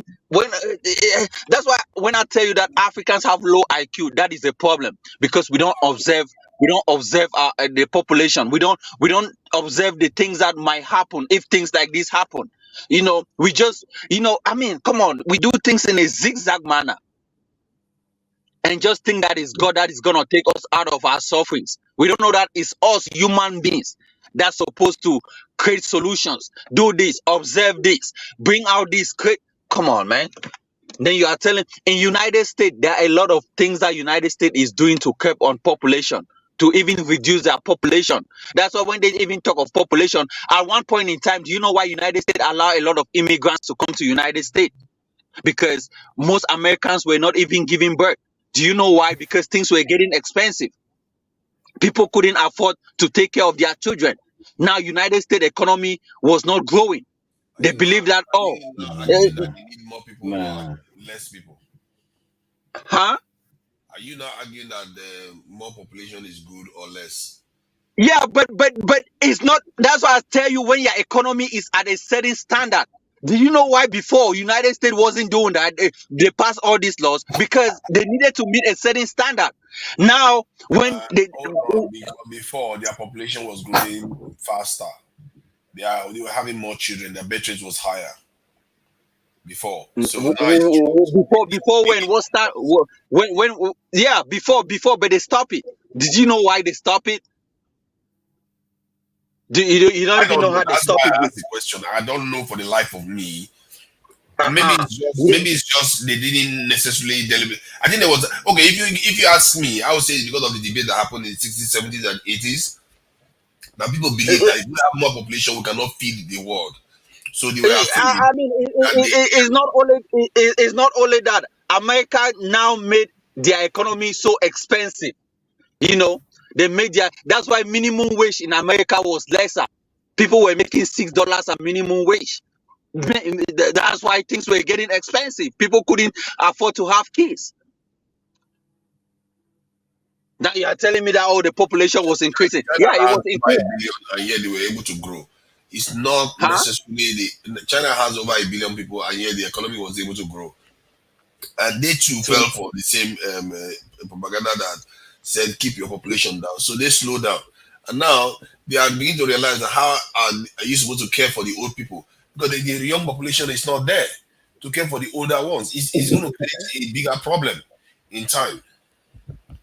So Niger, Niger. You are coming overpopulation. That's why I say if you have overpopulation, you have to meet a certain standard. You cannot compare the population of China to that of the African countries. China have meet that standard. At one point in time, they kept their population because they couldn't meet the standard. Now they have allowed open doors. Now they have met that standard. That's why their population is increasing. India did the same thing. If you go and check Indian population, at one point in time, India was even massacring, killing a lot of people. If you don't know that, that was reducing the population. I mean, at one point in time, most black people were being killed in India. See, countries can grow and still have higher population while they are growing. The reason why Yeah, I understand that might happen in Europe, but in Africa it's a disease because that standard is not there. My critical question was about the deliberate nature that the West went and made childbearing very expensive. They discourage childbearing at every turn, and they try to misalign the families as much as possible. Why is that deliberate? Why is it so deliberate? Is it that because if they are so keen on reducing the population, then why are they busy bringing immigrants in? It's a contradictory behavior. To Niger, this is what you don't understand. Having little baby, it takes time to grow a kids, 18 years before they can start working. Now, if you have immigrants in, these are grown men, they can go directly into companies and start working. Taking care of a child, it takes a lot for the government to feed that person. That's why abortion is legal. Because for a kid to go to the 10, 18 and start working, that's a long time to grow a child. You never see a kid like that. So that's why immigrants are instead encouraged, because they go directly into into companies and start working and boom their economy. Come on, man. Immigrants are not as reliable because they can go back. They can, like the Chinese went back to China. To Nigeria, if you Mumu, go back. Have you seen any person that? Oh man, this guy. Okay, now let me ask you. There's a country in Europe called. Let me ask you. I don't know what's wrong with you. Let me give you a topic. There's a country. There's a country in Europe now called Hungary. They are now going into debate if they want to bring in immigrants or make immigrants illegal in their country. And everyone is going in for that. They want to make illegal. They want to ban illegal. They want to ban not even illegal. They want to ban all immigrants from coming into Hungary. Go and check it out on YouTube. Do you know why? Do you know what? Do you know why? Let me give you why. One, because Hungary, they have observed their population. They believe that if a lot of migrants come into their country, one, many of them are going to go homeless. The jobs that was meant for their citizens are now going to be taken over by immigrants. Now things are going to get expensive. Those are the things that countries foresee. America kept immigrants. That's why things were built, because they believed that the economy was shaking. Now they have built that standard, and now they have people coming in. Hungary have not built that standard yet. For an economy that is still growing, overpopulation is a disease. Hungary birth rate is 1.5. Their population is dwindling, and they are doing. You see, this is the thing. They are going to have a problem. They have an older population. Who is going to care for them? Those old population. What problem? Were you the one that built Hungary the way it is today? Is there to take care of them? They will work till 90. You see, you don't realize the demographic tsunami that is coming down in many of these countries. Hey, Naja, what are you talking about? Were you the one that built Hungary? Hungary is a first world country. Were you the one that built the country the way it is today? No, I'm not the one. But they are talking about how to take care of their old population. Yeah? I don't know, man. Maybe you know it all. All I'm saying is that they have those things in place already. When you talk of older population, maybe you don't even know how Hungary take care of their population. Maybe they still have their parents. You don't want to debate rationally with me, because in the end, the UK here, they are already thinking about how they are going to care for the older population because they don't have enough. But they are sending people back to Africa. They are sending people back to Rwanda. Do you know what? Immigrants. Those are small population compared to the larger population What there. do you mean those are smaller population? UK is doing that because the immigrants is increasing, jobs are taking. There's a rampant rate of unemployment on UK street. There are a lot of things. People are going What? homeless in London. I was watching Unemployment in video. the UK? Where did you get that from? Come on, man. What do you mean? What? Go. Oh man, that's why most of the time when I ask, There's so many vacancies in the UK, it's even ridiculous. Judy, my question to you is, you say these populations need to get to a certain standard and all that stuff. What does it take to get to a certain standard? And when you define this standard, can you define the standard for us as well? Like the standard it takes for a country to be economically, internally rich as well, not dependent on selling to another external population, but building up their market internally. Or like, what standard does it take to get to that point? To get to that point? When we talk of standard, we are looking.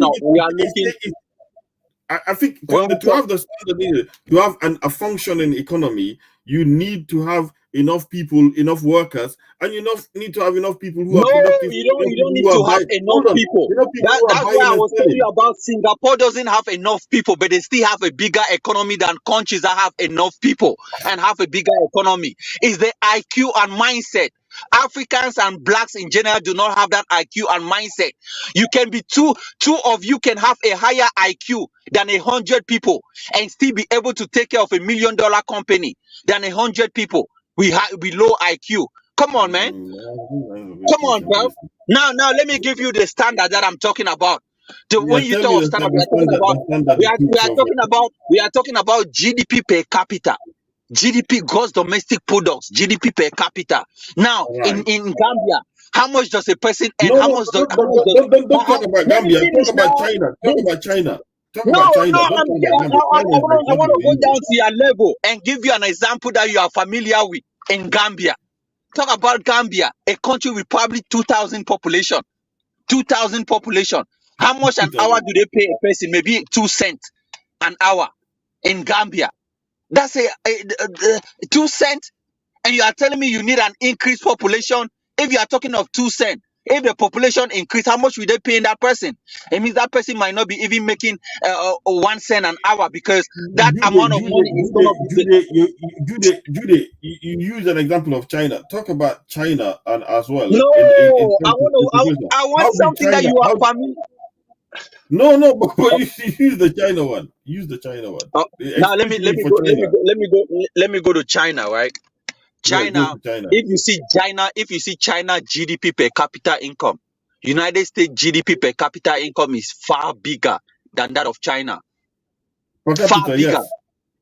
Per capita income. Domestic product. Now, I'm not talking about growth. I'm talking about per capita. I'm not talking about. How do you grow how much to get this fake doctor out of here? Let me finish. I'm gonna send you back to Cameroon, this bro. is the thing. I just need the price for this nigga. Talk to me about gross domestic product. Judy, explain to me about that one. How did China grow that one? I just told you how China built its economy. When China was growing, without a sufficient population to actually contribute as a workforce and a sufficient population to actually contribute as a marketplace to sell internally in their own country, how did they grow their GDP? They grow their GDP. Unless you're saying that they depended on trading externally and all that stuff, and that's entirely it. Those are the things that China was. Do you know why China comes to Africa and takes most of your company and mining and all these things, do all these things in Africa? Those are. Oh man, this guy, man, you are hard to understand, man. Yes, they do that. Yes, they do that. But in order to actually build their own economic base, they had to trade within internal. Even now, they still do that. They have such protectionism measures in their own countries that Tesla is not even able to actually have a road. Why did they cut their population? That is a big thing that you have to understand, because it's not only about I gave you a potential reason, but obviously you thought that was probably flimsy. Go ahead and keep talking. Go ahead and keep talking. Go ahead and keep talking, man. I'm they done. I think they fell into the rhetoric of like overpopulation is a bad thing, and then There's no they rhetoric. went on this. A Chinese person is more intelligent than you. What you mean rhetoric? These are people that go economy. They foresee certain things. These are people that manipulate their currency. But Essentially, then tell let me me how they finish grew. now. Tell Let me me how finish. they grew Let me finish. domestic I product. live in United States, right? Few years ago, United States was talking about how China manipulate their currency. This is what happened. They drop down their currency when they buy things.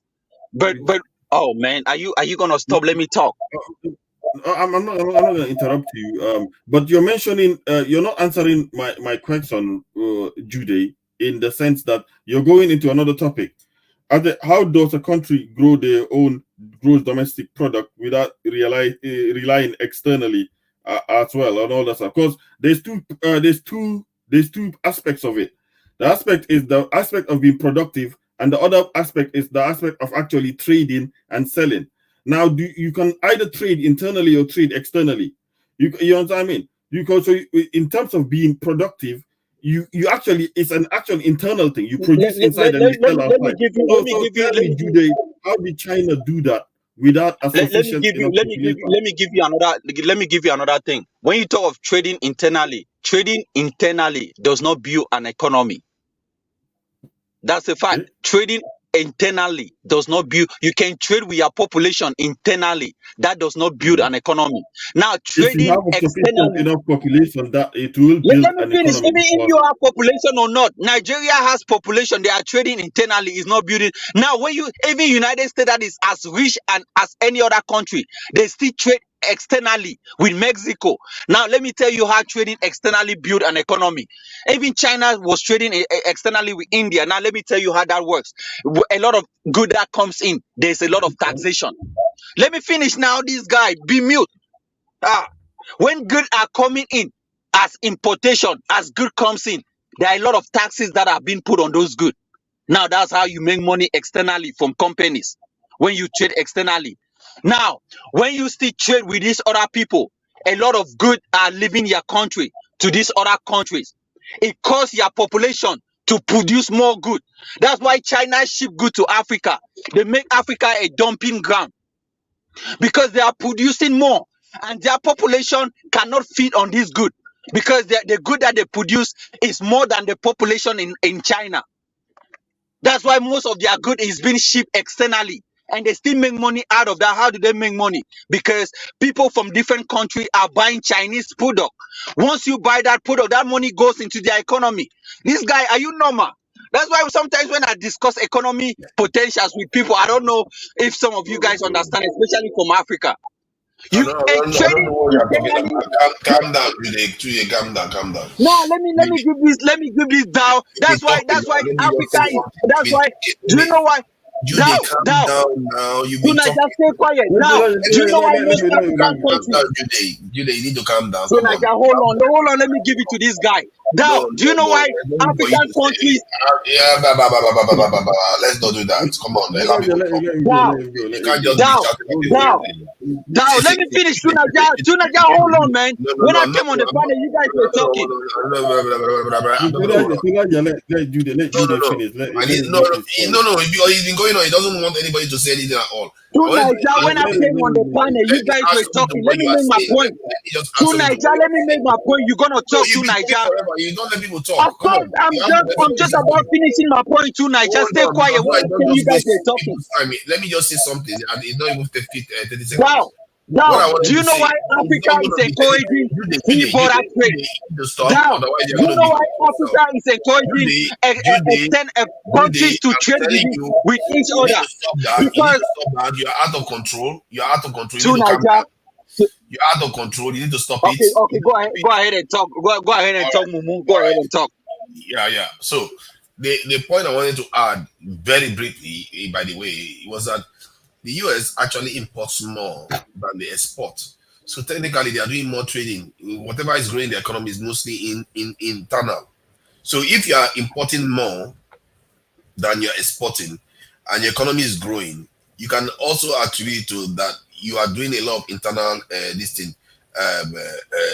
what they call it, this in trading. Otherwise, you wouldn't be able to generate the resources to import So goods. that most people import more and export, and most people import more and import less and export more. China done. China exports more.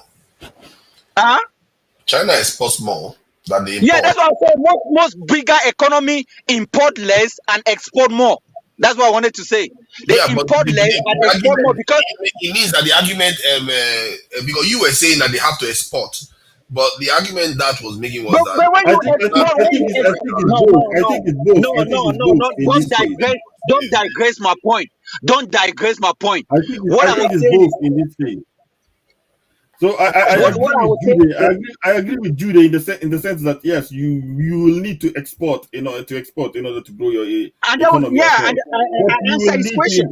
You will need to trade internally as well in order to build up your own market base. But trading internally does not build an economy because you don't have that. See, this is the thing. Most African countries. That's wrong. That's wrong. That is wrong. That bit is wrong.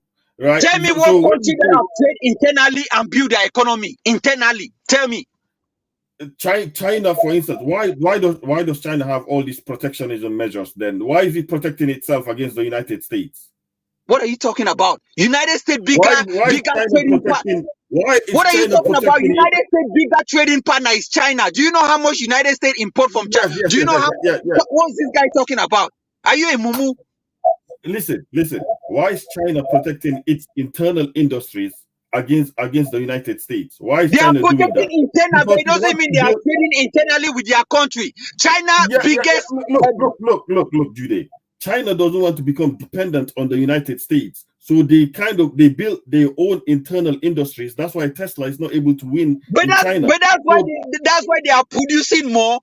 That's why they are producing more, and they put up that they are producing more and selling within their own place. They're producing more. No, they are selling it, but the consumption of the people is what they produce is it feed more than the population of China. That's why they still export more. What is the heck this guy is saying? And is that export more that they make more money?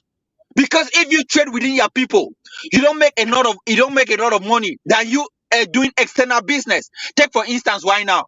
If I'm in Cameroon, I want to sell a car to the person that is from the same country. Yeah, they can only charge me for the taxes. But I'm selling a car to Nigeria, do you know how much the government is gonna make? They might charge the border. Come on, man. What the hell are you talking about? You make more money doing external business than trading internally. Yeah, I disagree with your premise there. I like I said, I agree with you in terms of like trading externally is also part of building your own economy. As well in terms of hold on. It's part of growing your own economy. I agree with you in that. In the principle, you can grow your economy by trading externally. But that I disagree with you saying that you cannot build your economy trading internally. You cannot build your economy. In terms of growth, yes, you need to export outside. Yes, I agree with you. But to build an economy, you definitely need to make sure you have an internal economy. That you trade internally. You have your own market. You are not talking of something different. I did not talk of building an economy is different. You made the statement saying that you cannot build an economy. It's trading internally. You tell me, there is no country in the world that have built an economy just trading, having their country blocked from external business. Many countries in the world had economies, local economies, had local markets built up already. I'm not talking before about. Other people come and force them. Give me one country that built a. Give me one country that built a 5 point. Japan was one as well. Japan was one. And all wait, that kind of stuff. What did they do? What did they do? China is a modern day example. What did Japan do? Wait, what did Japan do? You forget the fact that Japan didn't want to trade with the rest of the world until the United States had to come and force them to open up to the world, to trade with the world externally. So the see, sense of sometimes, man. no, Jude. The idea of an economy, the sense of an economy, it means having a kind of market space where people are trading in commerce and all that stuff. Yes, if you need to trade, if you need to grow that economy, you perhaps need to extend it externally. You are right in that. But that's to what say I'm that saying. you You need to cannot say build a company, a country cannot grow to say just doing business. Jude, I agree with you. To grow your economy, you need to expand. You need to Exactly. expand. Now 100%. you are coming to my point. How, man? It's hard. It's hard to. I mean, 100%. But I disagree with you. I disagree with you. It's just a semantic. I guess a semantics thing. I disagree with you to say that you cannot build your own economy if you're doing trading only internally. I disagree with you with that. But to say to grow, definitely you need to expand it. Let me. Someone Do you agree, make. Jude? Do you agree with that? No, I disagree with you, man. I wouldn't argue with you back and forth because I always want to be on high IQ standard now. Many people say, "Oh, Jude always you made a point. You made a point. I agree with, and I even come to seeing what you're saying, and I agree with you and all that kind of stuff. But you would agree. So okay, I agree with you. To grow the economy, you need to actually expand and trade outside externally, 100%. But I disagree with you in the sense that you cannot build an economy eternally, or you cannot build an economy that you can protect internally. I disagree with you with that. I disagree with that statement. Okay. Now let me clarify. When I say you cannot build an economy doing just internal trading, right? Now this is this. Let me finish now. Let me finish. You cannot build an economy just trading within your population or within your country. Now let me finish. If that was supposed to happen, then your economy will never grow. Now why? Because Now there you're are talking certain about growth. Now I'm you're not talking about okay growth.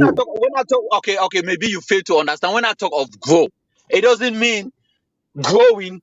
I'm talking about meeting a standard, a standard that is acceptable to the world. When they talk of biggest, all these things on platforms, I'm talking about that's what we call grow, right? Even Switzerland, as we speak, let me tell you, Switzerland is one of the most.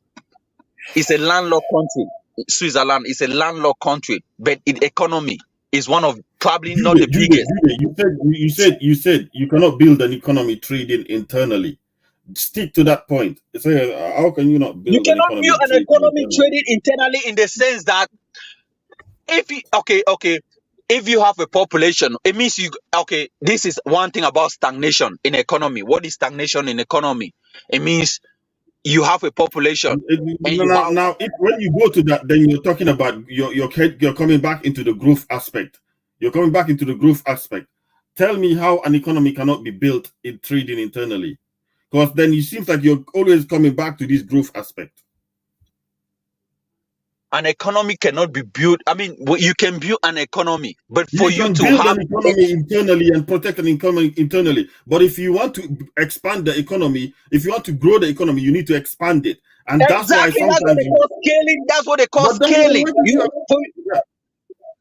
For you to scale, that's why I say for you to scale your now if you have something that you are producing at home, if it's only you have that stuff with you, the same people are buying, you make the same amount of profit every day, that's it. But for you to scale your business, you also have to invite other people have to know about your product. That's where scaling comes in. Isn't it still an economy even if you are the one trading within inside you? Isn't If it you still don't want to building an scale, economy? this is okay. Understand my point. If you don't want to scale your business, then maybe internal stuff is good for you. Maybe you are satisfied with what you have. But for you to scale, take for instance, you mentioned Japan. You say Japan was good. Japan, let me tell you the major players of Japanese product. I think I understand produce a you, lot but of you're not cars. Let me understanding finish now. me. Japan produce a lot of cars like what Toyota and all this stuff. Do you think if Japanese were the one consuming their product, do you think they will be able to make money? Or what about Toshiba? Is it is Toshiba probably computer maybe from Japan if I'm not mistaken, or maybe Korea? But these are the product. If they were, what is Japan population? If they were only the ones consuming their product, Will you think that that economy will have been bigger than what it is today? No, because they have No. expand more. Okay. Judy, like I said again, I agree with you with the statement that you made. Yes, to grow your economy, you need to expand. You need to expand it, not just in terms of who people you trade with, also in terms of what technologies that you use, which you might actually need to trade with other people. In terms of the infrastructure, you need to expand the infrastructure. I agree with you. You need to expand your economy, and sometimes you have to deal with external threat. But to say that you cannot build an economy, without trading internally. I mean, that's one of the first things. You have to have an internal economy first before you even think to even start Yeah, being productive enough to trade outside. no. Oh man, I don't know, man. But Because you like I seem to said, still, you seem to circle back. for you to You even, seem to circle, but you this seem to is circle what you back. fail to understand, right? This is what you fail to understand. For you to even expand your economy, scale your economy, you already have to build your internal economy. That's what you should have understand. You have to build your internal economy for you to scale your economy. You cannot just get on one money and want to scale. Did you think Amazon started? So can an economy be built internally? Can an economy be built internally? It can be built, but is it gonna be? Is it an economy? When you talk of the world, the biggest economy.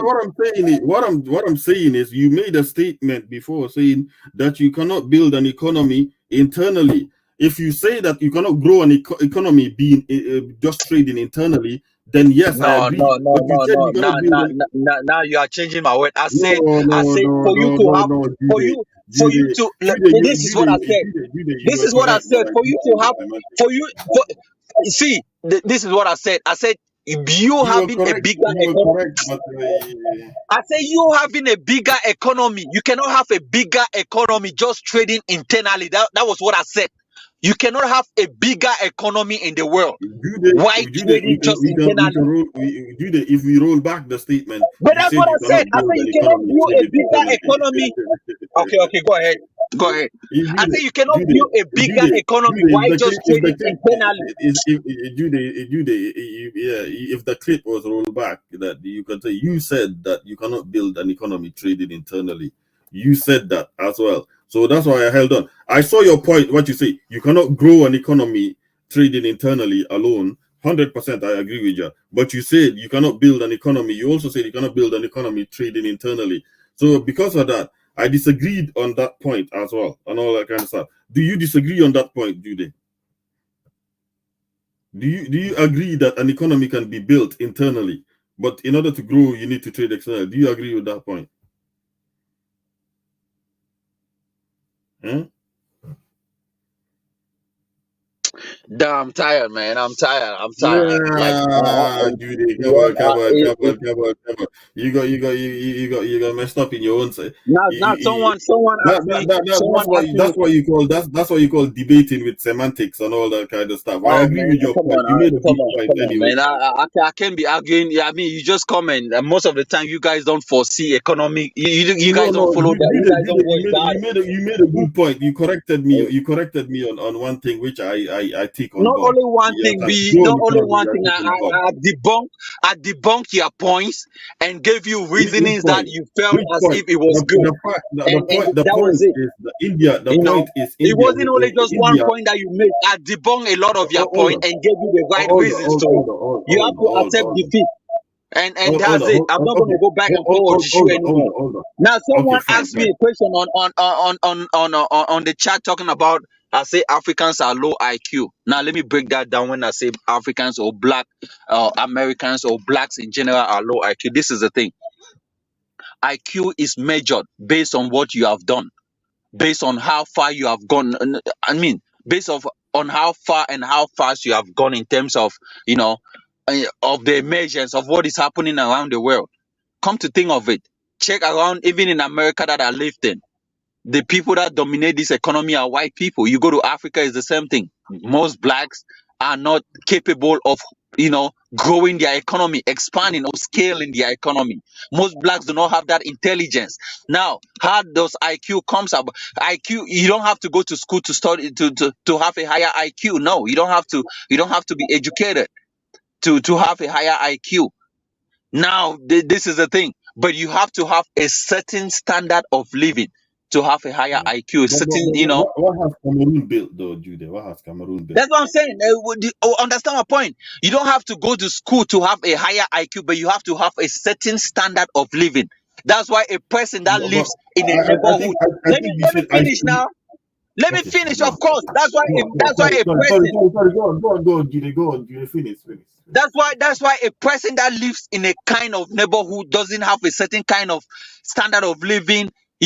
Have it demoralizes your intelligence. That's what they call intelligence demoralization. It breaks you down. It doesn't allow you to have a free thinking. Things that are supposed to be produced, you don't have that intelligence to do so.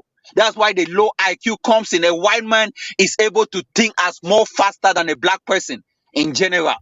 That's a fact. That's why most of the things that are being manufactured, scaling, produced quicker is always done by white people. Most African countries are remaining poor because the white man comes in with high intelligence and take your product and go over to Europe, raw materials, and take it to Europe and produce it in an intelligent way, came back and sell you that stuff more expensive than what you expect. That's just a fact. Jude, go ahead. Okay, so Jude, let me actually quickly address some points. India did overtake the UK in terms of gross domestic product. Did overtake the UK in 2022, and it's projected to overtake the UK even more in the next near future as well. Never mind that point, Jude. I agree with you with your point that you cannot grow your economy only trading internally. You need to expand to grow. I agree with that point. I disagree with you with the point that you cannot build a market internally. Obviously, now you've seen that, but never mind that. Now back to this IQ thing that you were saying. Jude, so you said IQ is measured by what you have produced and all that kind of stuff in the world and all that, what you have done. Correct? That's what you just said, right? Like IQ is measured by what you have produced. So tell me what did the Baga people in Cameroon produce? That's why they have a low IQ, man. That's what I'm saying. I'm talking about blacks in general having a low IQ. Come on, man. So I guess this is a come on, the IQ of a Gambian. Let me finish. An IQ of a Gambian, a chimpanzee is have a higher IQ than a Gambian citizen. A chimpanzee. Can we check out the boats that the pygmies built and the boats that the Gambians built? Can we check out that? Can we check out the houses, the ancient houses Gambians built and the new houses? Can we check that out instead? We are not talking about intelligence. We are not talking about mediocre. We are not talking about mediocrity. You build something that is of no use. Things that cannot even last stand the test of time. And you are telling me building there's many things standing in the Gambia and the Senegambian region of civilizations that still standing from ancient times. But I don't see anything from Cameroon. There's nothing from Cameroon. What did Cameroon produce? I'm not here to talk about Cameroon. Cameroon is as dumb as any other African. We blacks have not. What are you talking about? Can you compare the intelligence of it? I'm talking about a chimpanzee a chimpanzee has a higher IQ than the Gambian, and you are talking about Cameroon. Cameroon IQ is 67. But that chimpanzee was able to produce a civilization which there's no existent civilization from Cameroon. So you are telling me that there's civilization in Gambia? Yes, you stupid fucking idiot. They were part of the Malian Empire, you idiot. That's why sometimes I had argument with black people, right? Listen, Gambia was part of the Malian Empire and all that stuff. You shut up. I'm not talking about being part of the empire or not. I'm talking about what have you done? That is my question. The question that I said was IQ is based on what you have done and produced. What have you done? That people are using. Yeah, okay, show us the boats that the pygmies built and the boats that the Senegambians built. So is the boat that you built, are they the boat that people use stuff to ship from Europe to the Gambia? Is that what you are telling me? You are saying IQ is based on achievement, what you have achieved. What have you done? That's what I'm saying. What have you produced that people are consuming? Hey, this guy, are you? Are you? What have you done? Have you the plane that we fly from? Judy, Man, are you Judy. talking about blacks in general? Blacks in general are dumb as hell. I live in America. I see a lot of blacks. They do But mediocrity. when you Oh, say I'm that, a when nerd. you say that, you Oh, have to let me point finish back to now. your own people. Because this is the thing that you don't understand when I talk of blacks. Just because you have a black person that is a doctor, you have a black person that is a nurse, you have a black person that is a pilot, that doesn't mean you have a high intelligence. These are things that are being studied in school.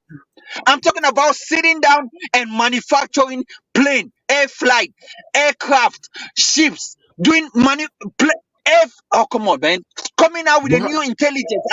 Come on, bro. Are you kidding me? but, And but, you are but, talking but, about a but, black but person have this. have a high Have IQ? Cameroonians produced that? Have Cameroonians produced that, though, Blacks in Judy? general are dumb. That's what I'm telling you. Blacks in general have a Including low you. IQ in general. Including you. Oh, man. You don't get it.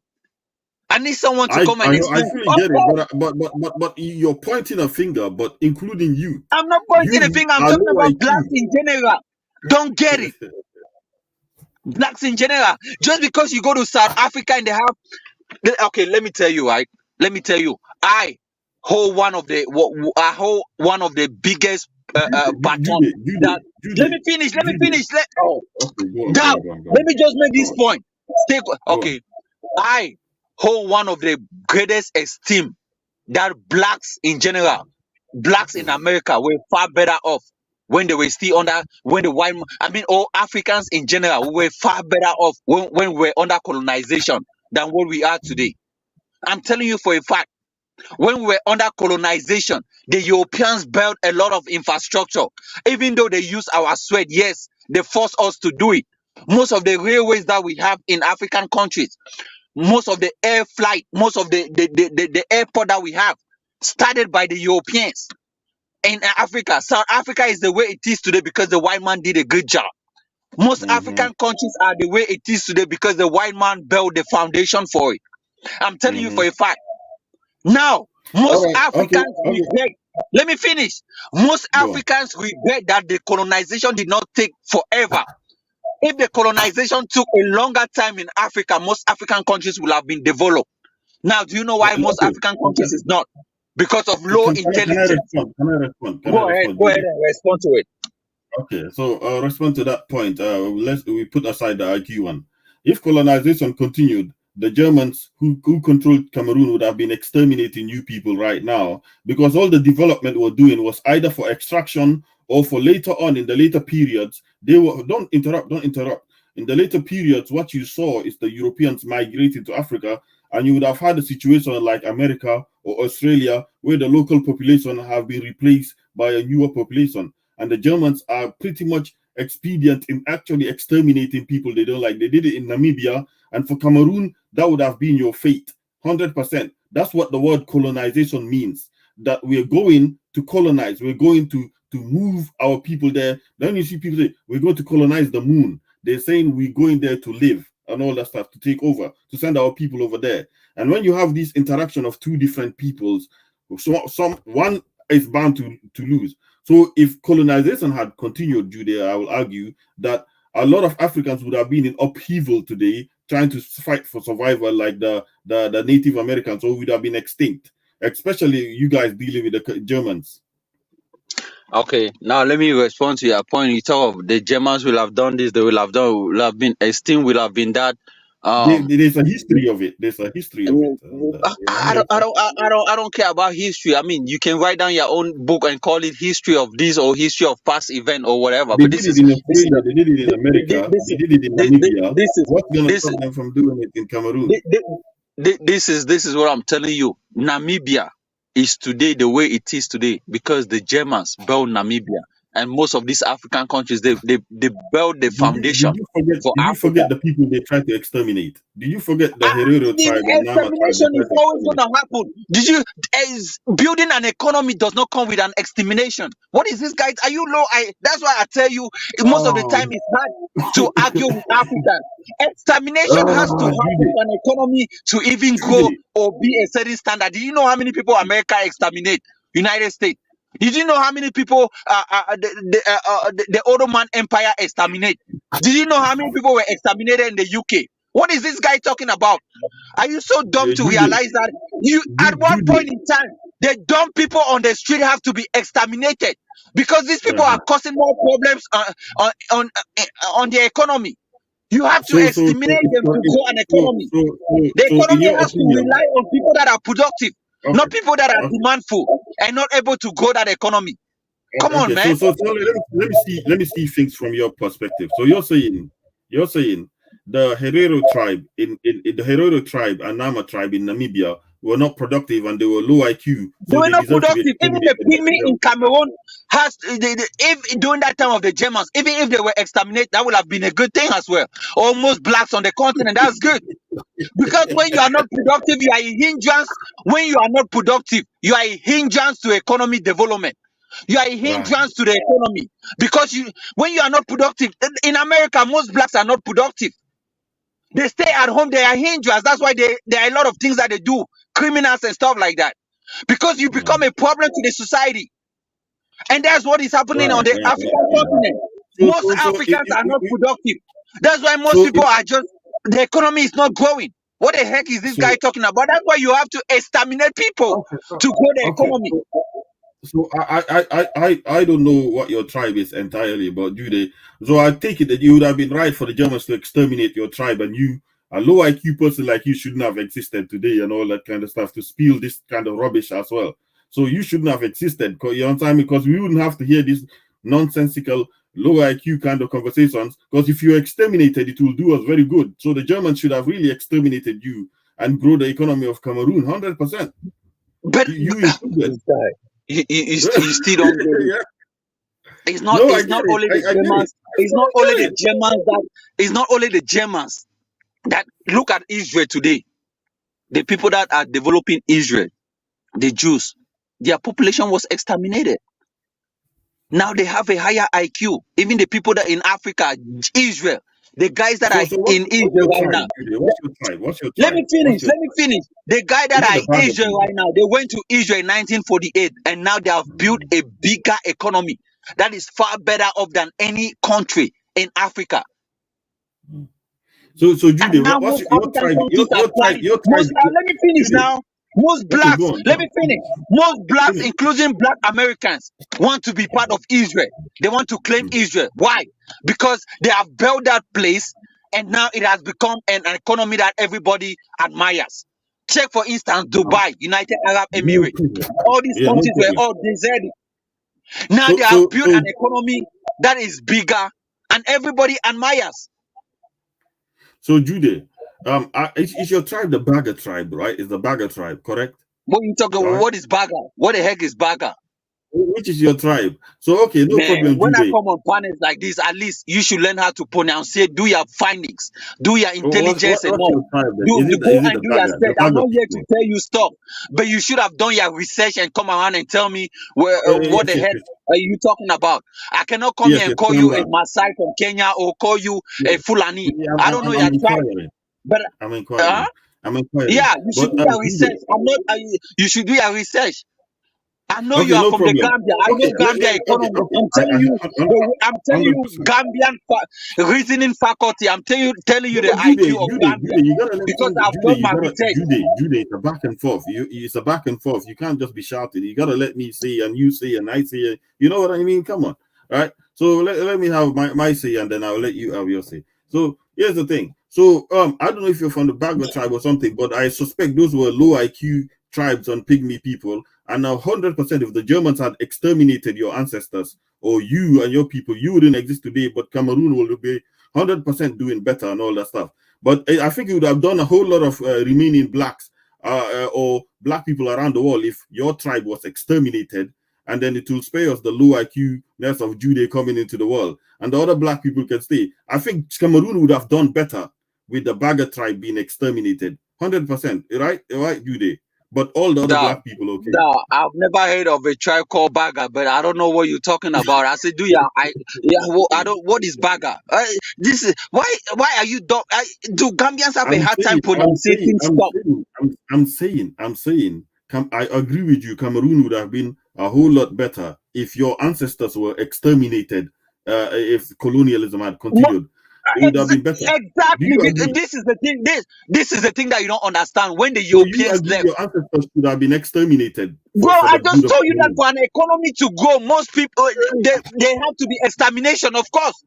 Let me tell you now. Do you know the population of They Namibia? don't have to be. They Let me don't have pick to be out this guy. exterminated When for you an talk, economy to allow me grow. to You talk. stupid idiot. When you talk, allow me to talk. Do you know the population of Namibia? Now do your research. See, I'm the only one on this panel that can tell you any country in Africa, tell you even their flag, their capitals, their presidents, and tell you what is going on with that country. Now let me tell you about Namibia, the landmass of Namibia. Namibia has a bigger country in terms of landmass, but their population is not even up to 2 million. If it Mhm. is not, it's not up to say 3 million. I'm talking about Namibian population.